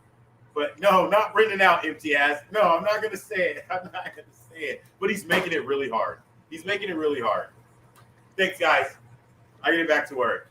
Cheers, Michael. Thanks, Michael. Well, Jamie, I feel like you've got a rant lined up. No, you know what, lads? I haven't got a rant lined up this week. I'm disappointed. I'm not as disappointed as last week. I don't think I'd ever be that disappointed. I'm just, I don't know. We played okay in the first half. The last 10 minutes, we played better. We showed a bit of fight and spirit. Got a bit lucky with the penalties. I think he missed. It was a penalty, but he misjudged the header, didn't he? Creswell. We didn't get lucky with it, but yeah, definitely a penalty. Good goal by Tillemans. Nice to see him giving a bit of aggression and a bit of fight to the crowd. I don't like this tapping the badge that he did to try and get the crowd going. I think he knows he's upset him. And then we played well in the second half. Got the goal. Ricky P with a header. Here's a question for you. It said on Sky Sports that was only the second headed goal in the Premier League this season. Who's the other one? From a Leicester player? I can't remember. I honestly don't know. Is it Vardy? I don't know. Was the goal against Wolves on the opening day a header? It wasn't Wolves. I honestly don't know, because that Wolves was a flick by Vardy from a Pereira cross, wasn't it? But I honestly don't know. Anyway, but I thought we put a great performance in that second half. Just one performance hasn't turned me, and it won't yet until, just so disappointed to the way we conceded the goal from a corner. I know Schmeichel was getting jostled at the corner, But why didn't he try and get through? He more than likely got a free kick from it. He doesn't command that 6-yard box. We've been saying this for ages, and he doesn't command the 6-yard box. But I'm surprised at the change. Everyone seems to be surprised at Vestergaard. I said to my missus, why is he bringing him on? I don't understand why he's bringing Vestergaard in. Yeah, I did exactly the same. I put my head in my hands, and I just thought, oh God, there's something going to happen. Unfortunately for the lad, because I said this morning that Vestergaard was a quality player the 18 months before we bought him, and he's been absolutely shocking for us this year.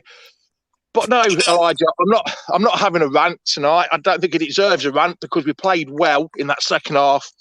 We got a point, and Jono, what did I say this morning? I'd be happy with a draw. Thing is, I said this morning, the way we've been playing, so I thought we were going to get hammered.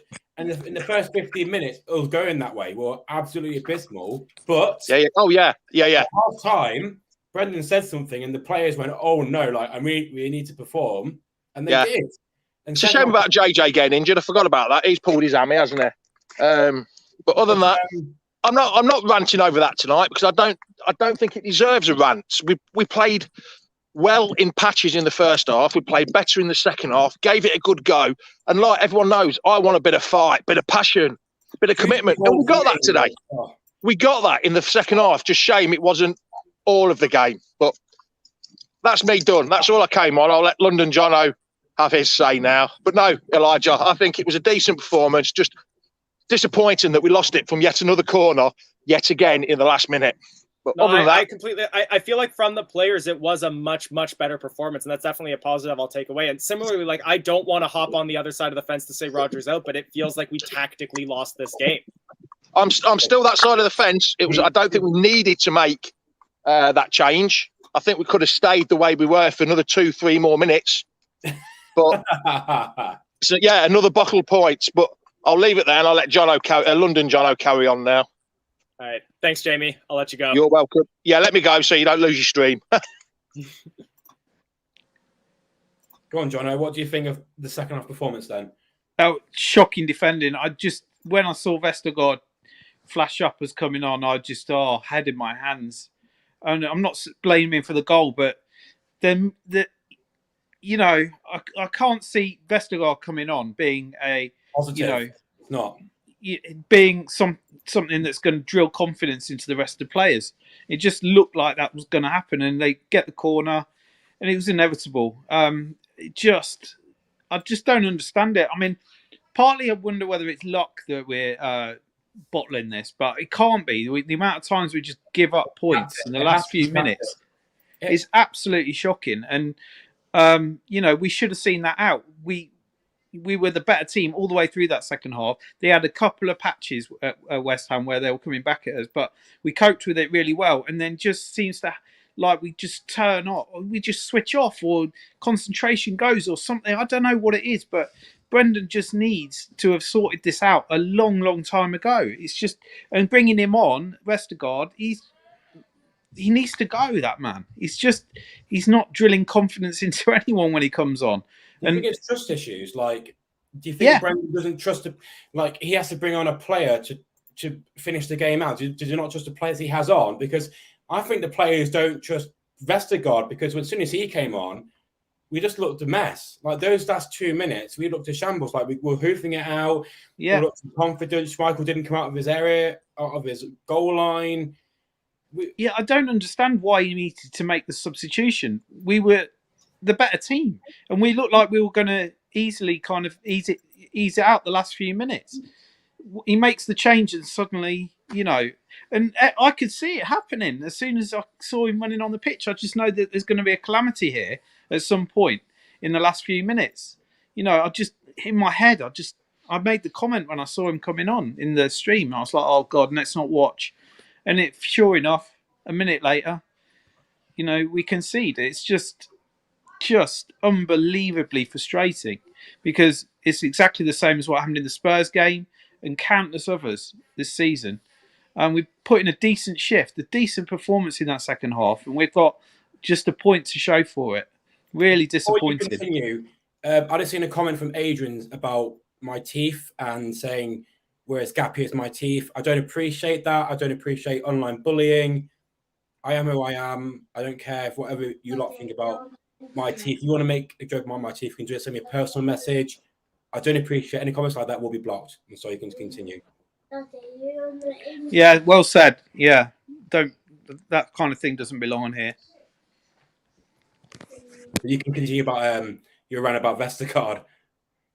Yeah, I mean, you know, you're a player, then you need to be critiqued in a way under your performance. And I appreciate that Vestergaard wasn't probably at fault for the goal, but in some respects, I think he was, because of his performances before now probably just doesn't inject any confidence into anyone, including the players, by the looks of it.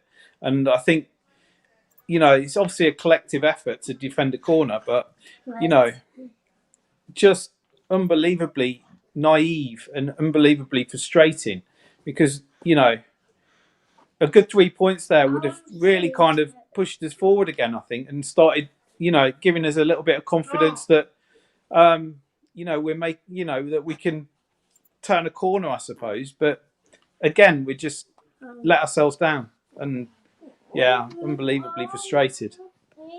I'm happy you got a draw though, because beginning of this game, we're all thinking a loss. So I think a draw would have been good in the big term, but the fact the way we lost it is where I think we're disappointed. I think you're right. It's about how we lost it more than, or lost. I'll say lost it. How we lost the 3 points, I think, is more than anything. Is, you know, we had the game sewn up, and we make a stupid substitution, and I don't see any reason why we needed to, and we've ended up with just 1 point. And yeah, okay, it's another point towards, you know, away from the relegation zone, whatever. But it's just all about momentum and building confidence and all that kind of thing. Not just with the players, but with the fans. And a lot of fans are now walking away feeling like they've lost that. Well, I kind of feel that way. But yeah, positives I'd take from it is Dewberry Hall's performance, Pereira's performance, Ricky P, brilliant. And we've really put a shift in. Most of the players there really put a shift in, so I'm happy about that. That in some respects, that we performance-wise we are better than we have been last week. But so they should be, quite frankly. But yeah. Well, with that, do you think this could be sort of a slow start in a change of form? We've performed, I'd say, better today than we did against Liverpool, and obviously better against Liverpool than we did against Forest. Do you see us pulling any points from our next few games? Do you see us maybe turning this into some momentum to, obviously, we're bitterly disappointed with the result, but can we turn this into a better performance against Randers? Yeah, I have every faith that we'll get a result against them. We should be getting a result against a team like that.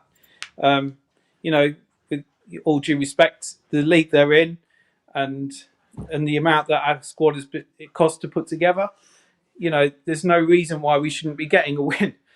But I think the real tests come in the Premier League. So I think we, you know, I take some confidence in the fact that we've performed reasonably well today. But yeah, just again frustrated by the naivety at the end, really, where there was no need to have conceded that goal.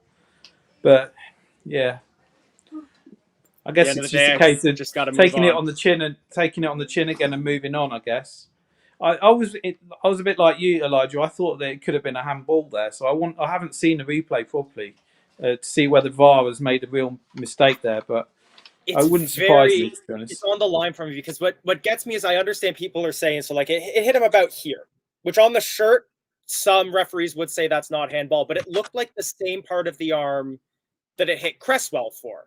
So if it was a goal for West Ham, why did we get a penalty for it in the first half?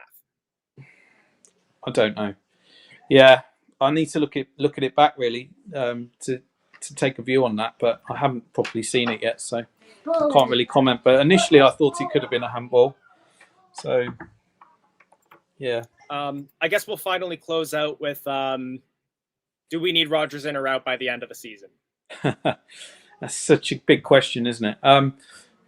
I still there's still part of me that thinks that he is the right man, because he's a development manager, and and we've got a lot of young players that still have a lot of development to do. And so I just wonder, if we want Rodgers out, who are we going to get in? Would be my main question as we turn to that. And I haven't got anyone in my head that could come in and do a better job under the circumstances. So I still think I'm Rodgers in, because I think that we have been unlucky with injuries this season, but he hasn't helped himself at all. And so I think that he needs to take a long look at himself and his own performances as well, I guess, Rodgers. But yeah, I'm still sort of Rodgers in, but I do understand people saying that he needs to be moved on.